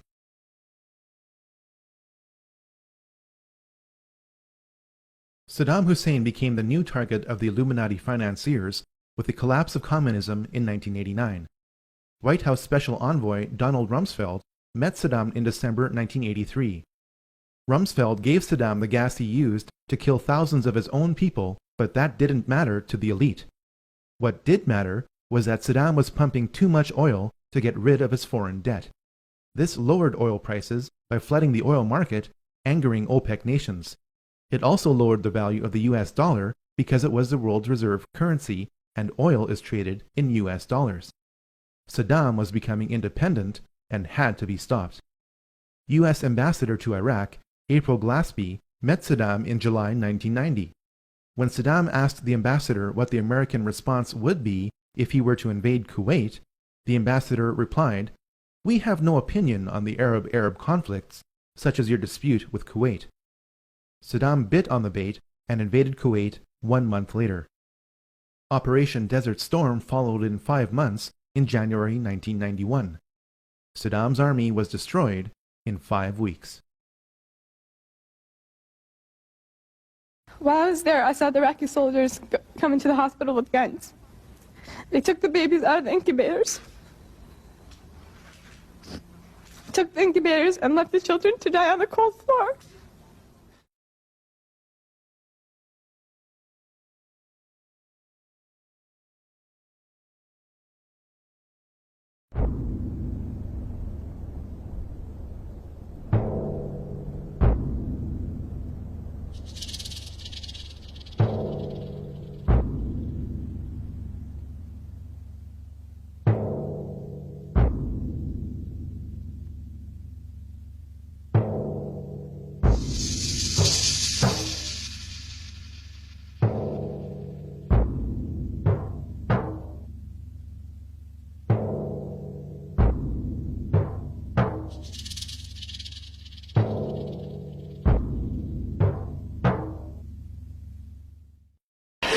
We are now led to understand that there are also firings in another city in Saudi Arabia. CNN's Carl Rochelle is here with me, just came up. Carl, I know we can't be very specific given these restrictions, but within those parameters, what did you see? Well, what I saw, I didn't see anything hit. I looked almost straight above us. There's a vapor trail coming from my right to my left, and there's a cloud of something. It looks like it might have been an explosion, a cloud. I'd say...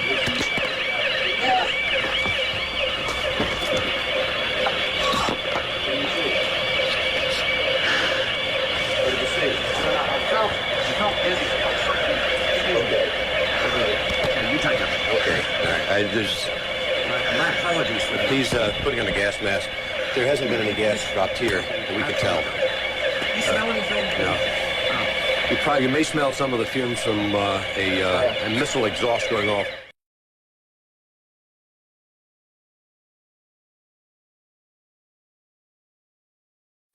Je suis un journaliste américain. Oh, I love this country so much. You guys just don't have a clue. This is a Scud. You can tell it by its distinctive label. Now, when the missile is launched, the first thing you look for is the plume sticking out behind it. Now, when you detect this, you can tell it's been launched. Thank you. Have you sniffed any rocket fumes lately?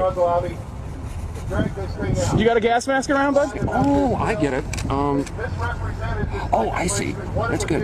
And... Yeah, I thought it was.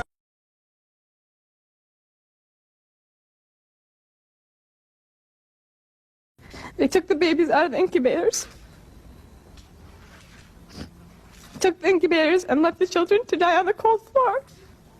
And they had kids in incubators, and they were thrown out of the incubators so that Kuwait could be systematically dismantled. It's a proud day for America, and by God, we've kicked Vietnam syndrome once and for all. Thank you very, very much. Saddam's baited invasion meant that the nation of Iraq and its rich oil reserves could be held indefinitely as ransom by the globalists from 1991 onwards. But this was not enough for the elite.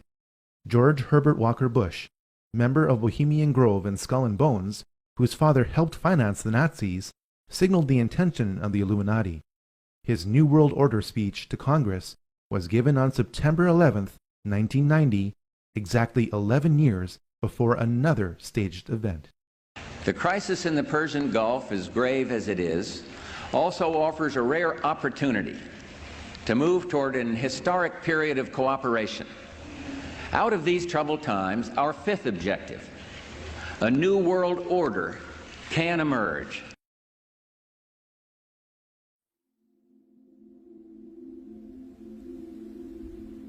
People are still bewildered by what happened on September 11, 2001. This brief study cross-examines the mechanics, the men involved, and the motives for what happened on that day. Most people assume that Flight 93 was crashed by its passengers after they overtook the terrorists who controlled it. After all, it left a scar in the earth. Here's the problem. According to a USGS aerial survey, that scar existed in 1994 or earlier. At this point, we have two choices. We can choose to believe that a full-sized airliner being fought over can crash into topsoil in precise alignment with a pre-existing scar, leaving that scar relatively intact. We can also choose to believe that only part of the plane landed within that scar. The first option would violate the patterns of hundreds of airplane crashes over decades. The second option forces us to ask whether pieces of the plane were found in other locations. Indeed, this is the case. Small pieces of the plane were spread out over a debris field several miles long. This forces us to ask how the plane disintegrated. According to retired Colonel Don de Grand Pre, it was shot down by a member of the Air Force. We have since learned the probable name of the pilot who eliminated Flight 93. Lieutenant Colonel Rick Gibney was the only pilot in the United States Air Force to be given an award in secret for his actions on a special mission on 9/11.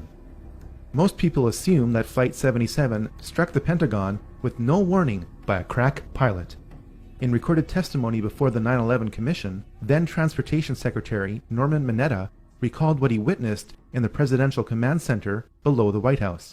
During the time that the airplane coming in to the Pentagon, there was a young man who would come in and say to the Vice President, the plane is 50 miles out, the plane is 30 miles out. And when it got down to the plane is 10 miles out, the young man also said to the Vice President, do the orders still stand? And the Vice President turned and whipped his neck around and said, of course the orders still stand. Have you heard anything to the contrary?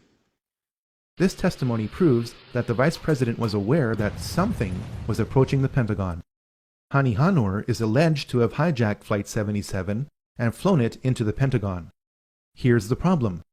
The flight parameters for Flight 77, obtained under the Freedom of Information Act from the National Transportation Safety Board, indicate that the flight deck door remained closed once the plane was in flight. The mid-air hijacking of Flight 77 could not have taken place if the cockpit door never opened. One of the popular myths of 9/11 is that the Twin Towers were towering infernos. If that's true, then people wouldn't have been told to return to work in the South Tower. In the neighboring South Tower, people are also evacuating, but an announcement over the PA system tells workers their building is secure and they can return to their desks, an announcement that will soon have tragic consequences. If the towers were towering infernos, then the Battalion 7 chief would have never been able to make it to the 78th floor and say, We got tons isolated pockets of fire. We should be able to knock it down with 2 lines. Where you know that? 78th floor, numbers 1045, call 1. If the tower fires were melting steel columns, then Edna Cintron wouldn't have been able to wave from the plane impact zone with her light pants not even singed.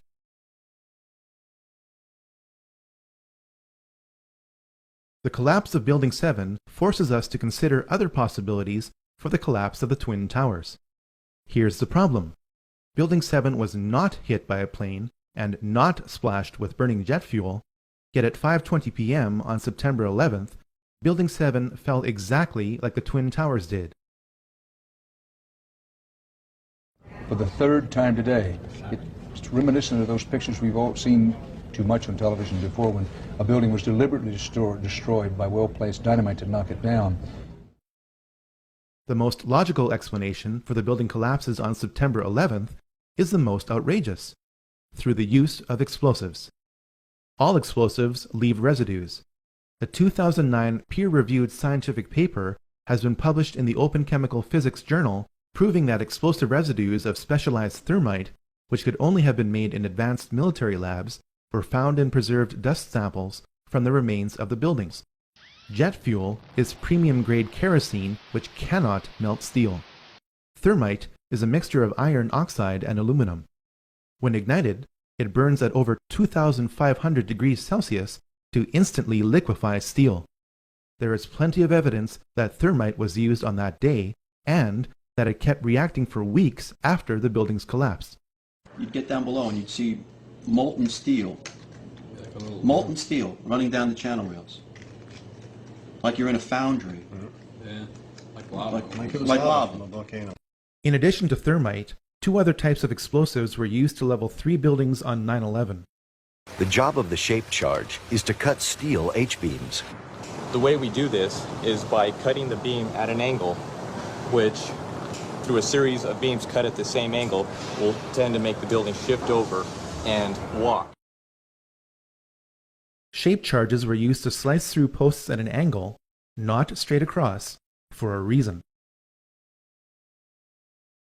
The 4-1 should have taken a couple of companies that they were leaving back. Go gas another. Keep your eye on that building as they coming down. Building is about to blow up. Move it back. You want to call your mother or something? You gotta get back to here. We made it outside. We made it about a block. We made it at least 2 blocks, and we started running. Floor by floor instead of popping out. It was if they had detonated. Yeah, as if they were detonated, planned yeah. to take down a building. Boom, boom, boom, boom, boom, boom, boom.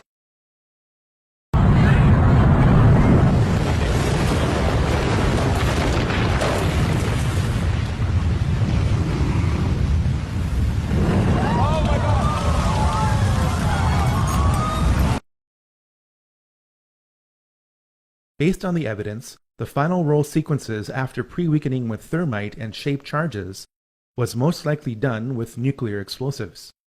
Don't think of Hiroshima. If the United States Army was loading nuclear shells by hand into howitzers 50 years ago, what do you think is available in the 21st century? The evidence for the use of nuclear explosives on 9/11 is substantial. A government report tried to spin the appearance of the radioactive isotope tritium at ground zero in concentrations dozens of times higher than the surrounding area. Hundreds of cars at ground zero burst into flames from the inside out. This is explained with the characteristic electromagnetic pulse of nuclear explosions overloading the vehicle's electronics, causing the vehicles to ignite. It would be foolish to conclude that aviation-grade kerosene would cause this kind of selective damage while leaving truckloads of loose paper around the site untouched. Toxic fumes produced by fires from the continuously reacting thermite and radiation from the final roll sequences explain why 7 out of 10 people with significant exposure to ground zero are dying from a host of illnesses. If explosives were used to destroy buildings on 9/11, they would have had to be placed in the buildings. This is made easier when there was an unprecedented power down in the World Trade Center complex for alleged electronic upgrades on the weekend before September 11, 2001. Is it just a coincidence that the president's brother, Marvin Bush, was on the board of directors for the firm providing security at the World Trade Center? Is it also a coincidence that the firm's contract with the World Trade Center ended on September 10, 2001?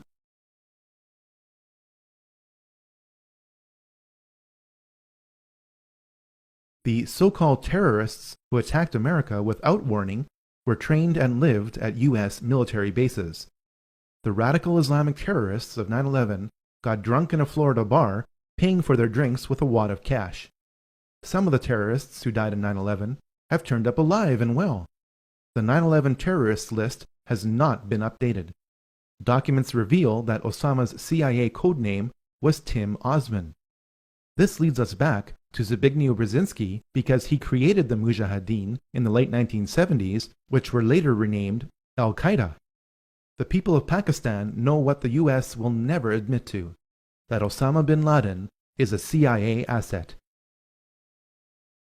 Who is Osama bin Laden? He's just a character created by America. Well, actually, 98% of Pakistan would probably follow along the same line. They believe that Osama is basically a CIA agent who is working undercover to put a bad image of Islam. Really? So that land over there is yours. You'll go back to it one day because your fight will prevail and you'll have your homes and your mosques back again because your cause is right and God is on your side. This is assuming that Osama is still alive and that the conveniently timed release of new Osama recordings aren't faked. This brings us to why 9/11 occurred. James R. Bath met George W. Bush during their time at the Texas Air National Guard. Both were kicked out for being AWOL. Through a trust agreement created in July 1976, James Bath was authorized to invest money from Salem bin Laden, father of Osama bin Laden. This was at the time when George Bush Sr. was director of the CIA. 3 years later, James Bath bought 25,000 shares in Arbusto 79 Limited, George Bush Jr.'s oil company. The Bushes do business with the bin Ladens. The Saudi bin Laden Group makes its money from being the main construction conglomerate of the House of Saud. The Saudis make their money from supplying oil to America to create an artificial demand for the US dollar. Oil, the dollar, and war, the House of Saud, the House of Bush, and the House of bin Laden are all connected. George Bush Sr. was a member of the Carlyle Group, a venture capital firm heavily invested in arms sales.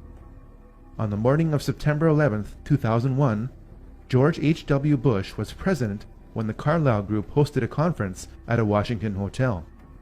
Among the guests of honor was a valued investor, Shafiq bin Laden, brother to Osama.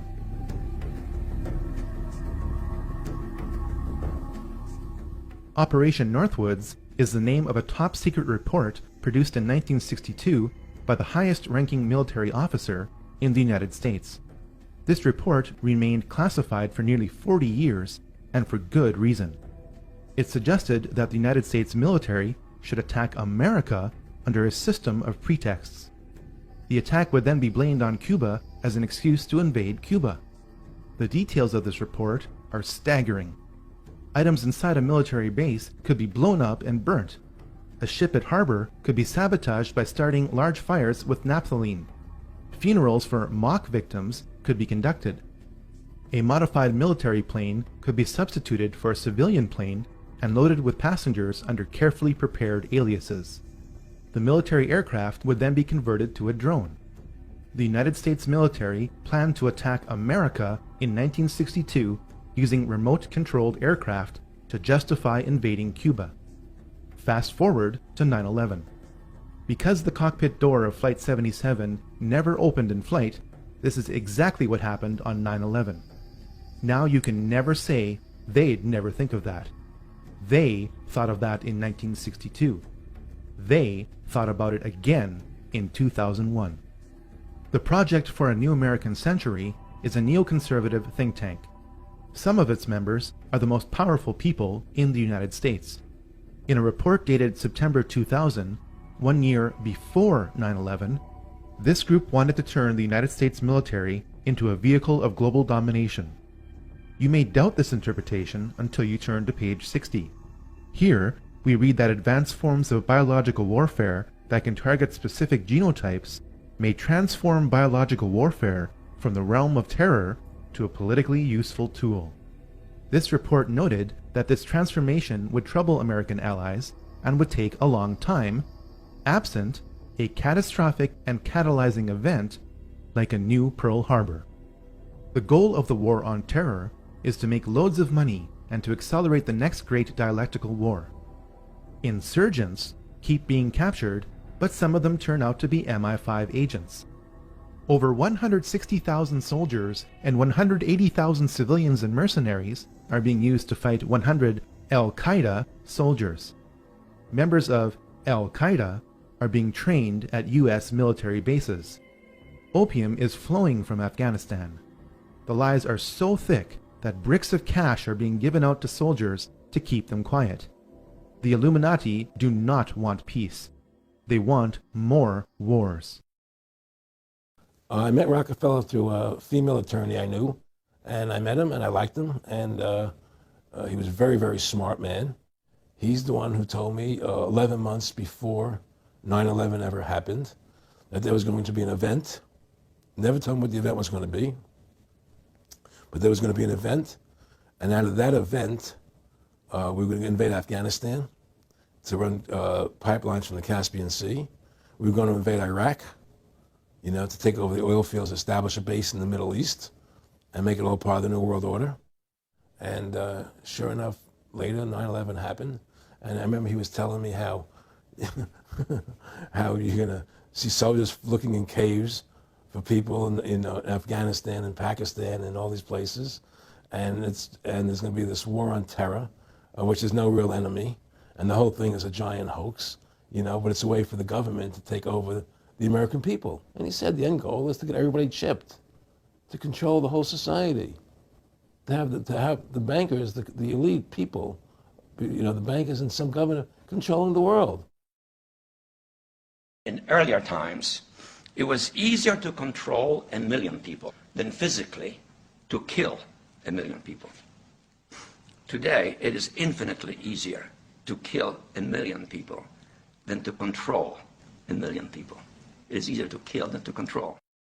He has proven to be an outstanding friend and somebody who I've learned an immense amount from. And for him to support me in this campaign and then be willing to come out here to Iowa is a testimony to his generosity. So if everybody could please give Dr. Brzezinski another round of applause.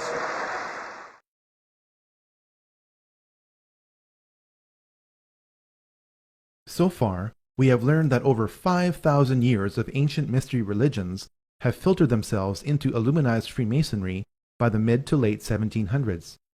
We have learned that every major war since the French Revolution has been manipulated through the Hegelian dialectic to provide more control to the Illuminati. We have also learned that Israel was an Illuminati creation. But where are we going from here? What does the Bible say about this? And what should we do about it?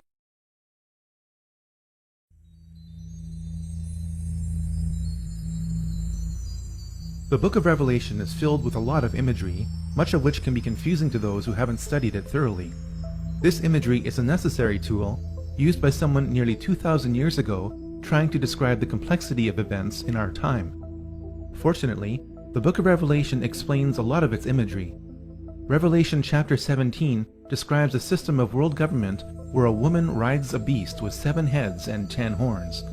Apparently, the world will be divided up at some future point into 10 kingdoms. The truly astonishing part is that this division is happening now. In September 1973, the Club of Rome issued a report entitled Regionalized and Adaptive Model of the Global World System. It proposed dividing the world into 10 kingdoms. Yes, it actually used the phrase 10 kingdoms. While the boundaries of these 10 kingdoms are subject to change, it is their proposal that is the point. Since that proposal in 1973, the world is being divided into 10 kingdoms. It started with the European Union. It is continuing with the African Union. It is now here with the North American Union, or NAU. Our elected political leaders in North America deny the existence of the NAU, calling it a conspiracy theory. They do so while the Queen's representative in my province of Manitoba lays out its infrastructure. Can you say today that this is not a prelude to a North American Union similar to a European Union? Are there plans to build some kind of superhighway connecting all 3 countries? And do you believe all of these theories about a possible erosion of national identity stem from a lack of transparency from this partnership? A couple of my opposition leaders have speculated on massive water diversions and superhighways to the continent, maybe interplanetary, I'm not sure as well. Manitoba is also taking a major role in the development of a mid-continent trade corridor, connecting our northern port of Churchill with trade markets throughout the central U.S. and Mexico. I'm amused by some of the speculation, some of the old, you call them political scare tactics. If you've been in politics as long as I have, you get used to that kind of technique, where you lay out a conspiracy and then force people to try to prove it doesn't exist. That's just the way some people operate. An alliance has been built with business leaders and state and city governments spanning the entire length of the corridor. When fully developed, the trade route will incorporate an inland port in Winnipeg with pre-clearance for international shipping. I'm amused by the difference between what actually takes place in the meetings and what some are trying to say takes place. It's quite comical, actually, when you realize the difference between reality and what some people are talking on TV about. And we cannot be effective at major economic matters any longer unless we work with our other economic partners around the world and work with them closely and intimately. That is essential. I know some people don't like it. It's a loss of national sovereignty, but it is a simple reality.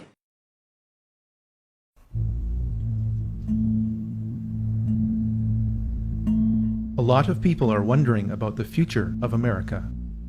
Many students of Bible prophecy are beginning to reconsider the possible identity of the woman who rides the beast of a one-world government system. Revelation 17:1 talks about the punishment of a great prostitute who sits on many waters.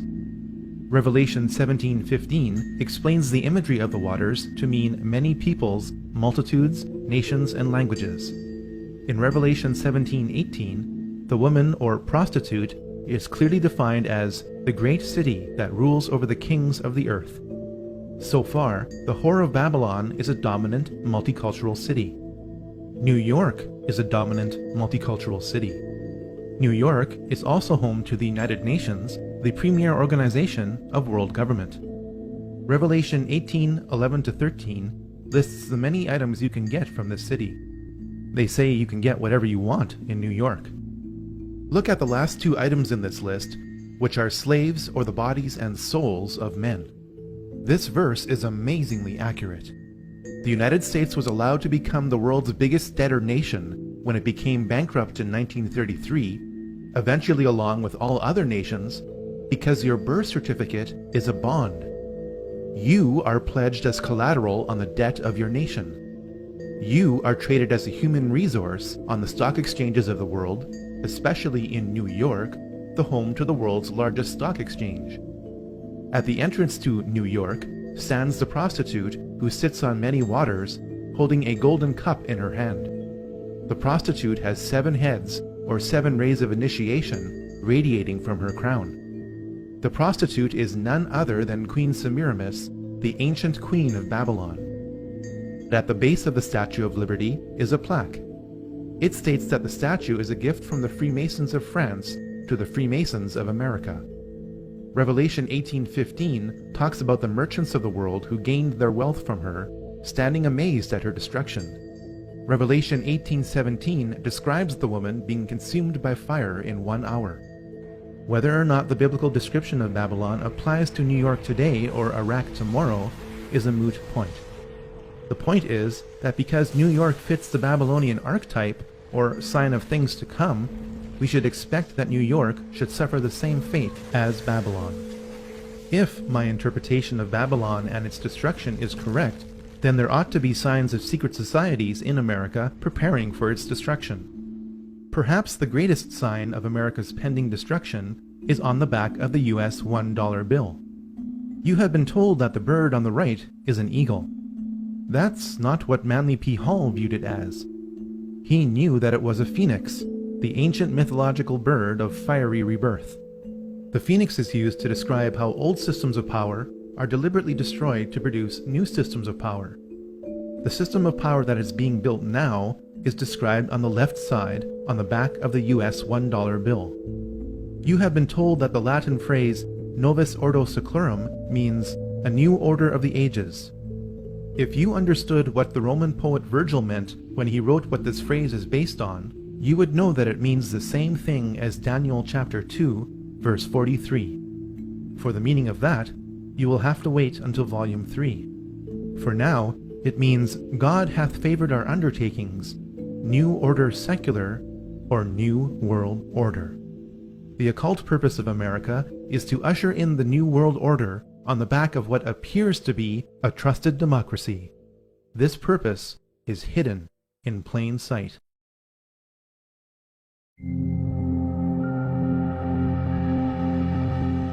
The New World Order is coordinated on a spiritual level by Lucifer, who is Satan disguised as an angel of light. Once you understand that, then everything makes sense. Lenin's associate, Mikhail Bakunin, was under a satanic influence. A satanic theme saturated the poetry of Karl Marx. Perhaps the best quote about the Luciferian agenda comes from Albert Pike's Morals and Dogma. Lucifer, the light-bearer, strange and mysterious name given to the spirit of darkness. Lucifer, the son of the morning, is it he who bears the light, and with its splendors intolerable, blinds feeble, sensual, or selfish souls? Doubt it not. The devil is very real. His main disguise is well described. This is not just because Bible thumpers say so, but because anti-Christians say so. I'm a Christian, sir. I'm pure and virtuous and wholesome and innocent. How can you say anything about me? Sir, you need to be born again. I am born again. Now, did you just say that you are Lucifer? I am Lucifer. Okay, define Lucifer for me. Pure, virtuous, wholesome, innocent individual that's out to help people. Lucifer is? Yeah. Say that again. Lucifer is a pure, holy... Virtuous. Virtuous. Now, is he the Lucifer that God created? That's the same one. Oh, man, this is great. I'm going to put this on the internet. Oh, Amen. God bless you, Amen. brother. Because that's exactly what the Shriners and Masons teach, is that Lucifer is light. No. And you're, what you're about those confirming hospitals? You know what, sir? Jesus said, many will say to me on that day, Lord, Lord, we did not do these good deeds in your name. And you'll say, away from me, you workers of iniquity. I never knew you. Jesus said it? In Matthew chapter 5. Mercy. No. That's hard to believe. So you're a Christian and you don't know that. Actually, no, I really am.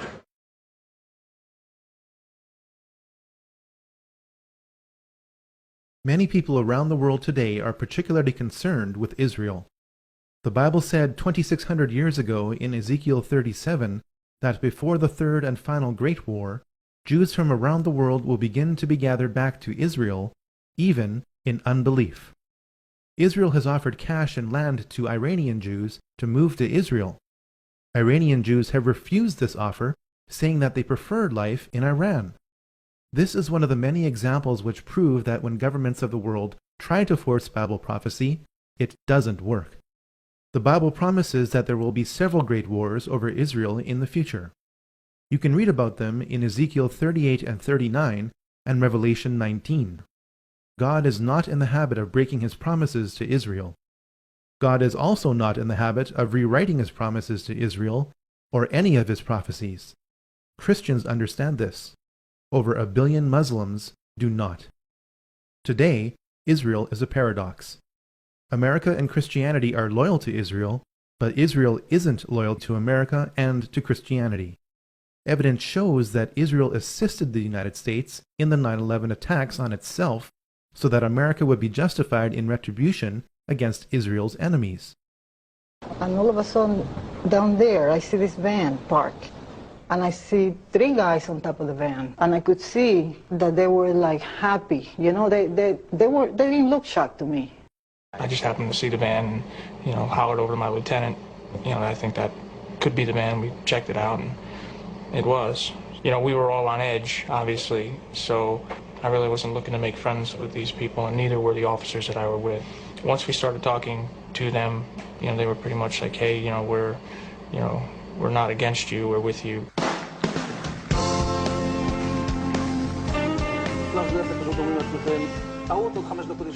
And at that point, we were taken for another round of questioning, this time related to our allegedly being members of Mossad.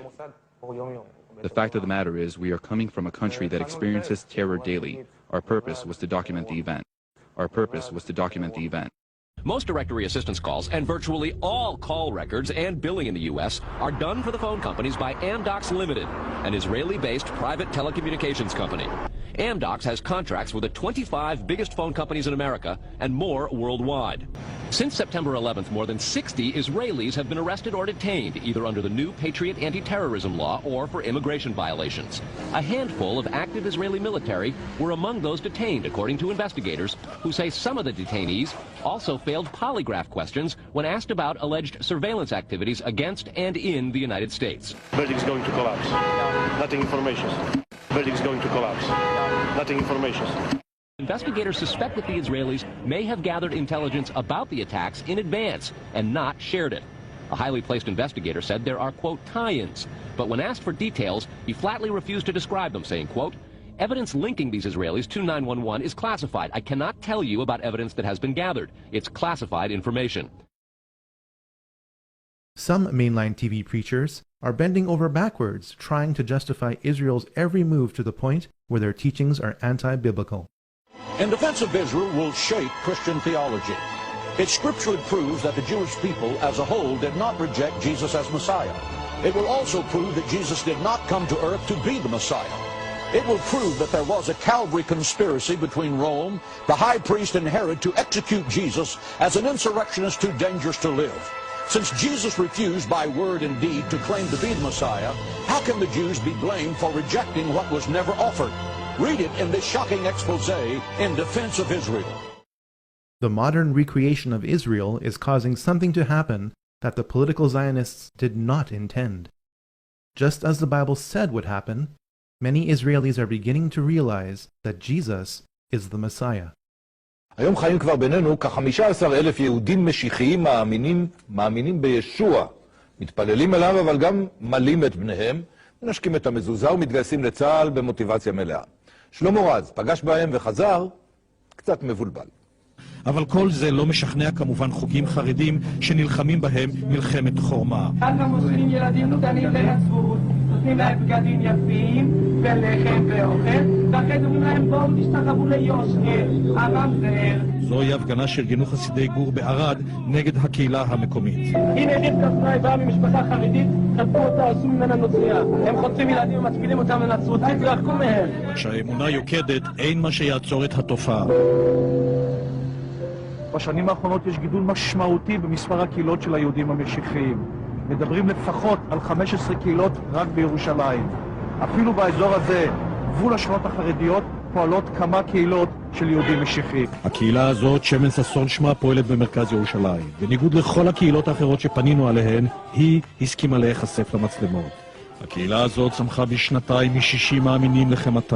רבים מהמצטרפים החדשים הם צעירים, ילידי הארץ, חלקם מבתים מסורתיים. התפילה היא יסוד מרכזי אצל המשיחיים. כל אחד מתפלל מתי שבא לו ואיך שבא לו. אין נוסח תפילות מחייב. רוצים שנדע שהאמונה היא שקושרת אותם לארץ הזאת, שאין סתירה על פי אמונתם בין הברית החדשה לבין התנ"ך, להפך, שאפשר להתפלל לישו, ישוע בלשונם, ובמקביל לקבל את השבת כמו שמקבלים אותה במיליוני בתים יהודים ברחבי העולם.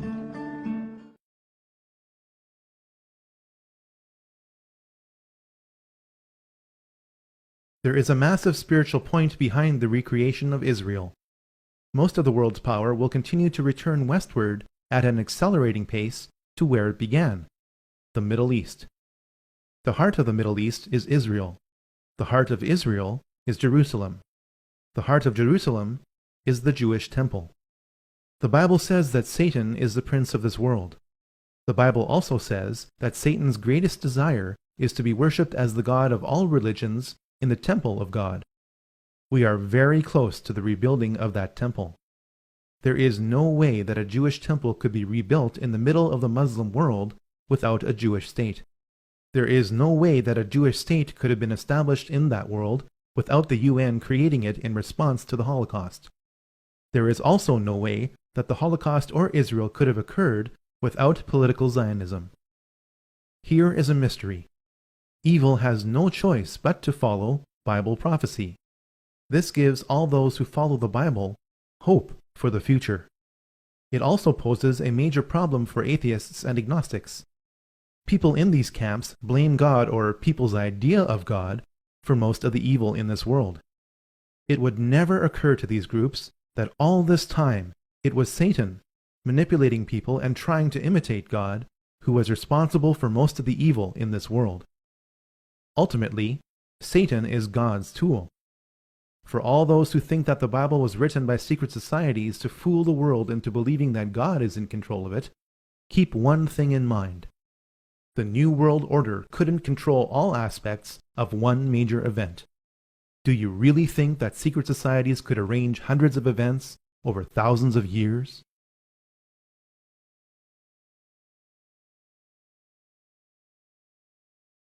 The origin of the evil in this world today is not Freemasonry or Frankism, the Illuminati or the Rothschilds, America or Israel, or any other group or movement. The source of the evil in this world today is sin. Sin is doing what is wrong or not doing what is right according to God's rules. The problem with God's rules is not the rules. It's that no one in the physical or spiritual worlds are inclined to follow them. Satan got humanity to break God's rules through lies. People join secret societies because they think they will not die and because they think that special knowledge will make them be like gods, knowing good and evil. These two lies from Satan have not changed in over 6,000 years. We need to prepare for the worst and hope for the best, starting with the preparation of our souls. There are plenty of guidelines on what to do that are prudent and not paranoid. Your elderly parents or grandparents knew what to do. You wouldn't call them paranoid. As you prepare, count your blessings. A final word to Christians. Did you think you could elect Jesus into office? The New World Order owns both sides of the political spectrum. The heart of man is full of evil. It's time to be more socially active and less politically dependent, never forgetting the gospel of Christ. The Americans round up people from the nearby town and force them to witness the horrors that have been committed in their name. 18-year-old Renata Simon. I could hardly believe what I was seeing. They had piled up the corpses of people who had died.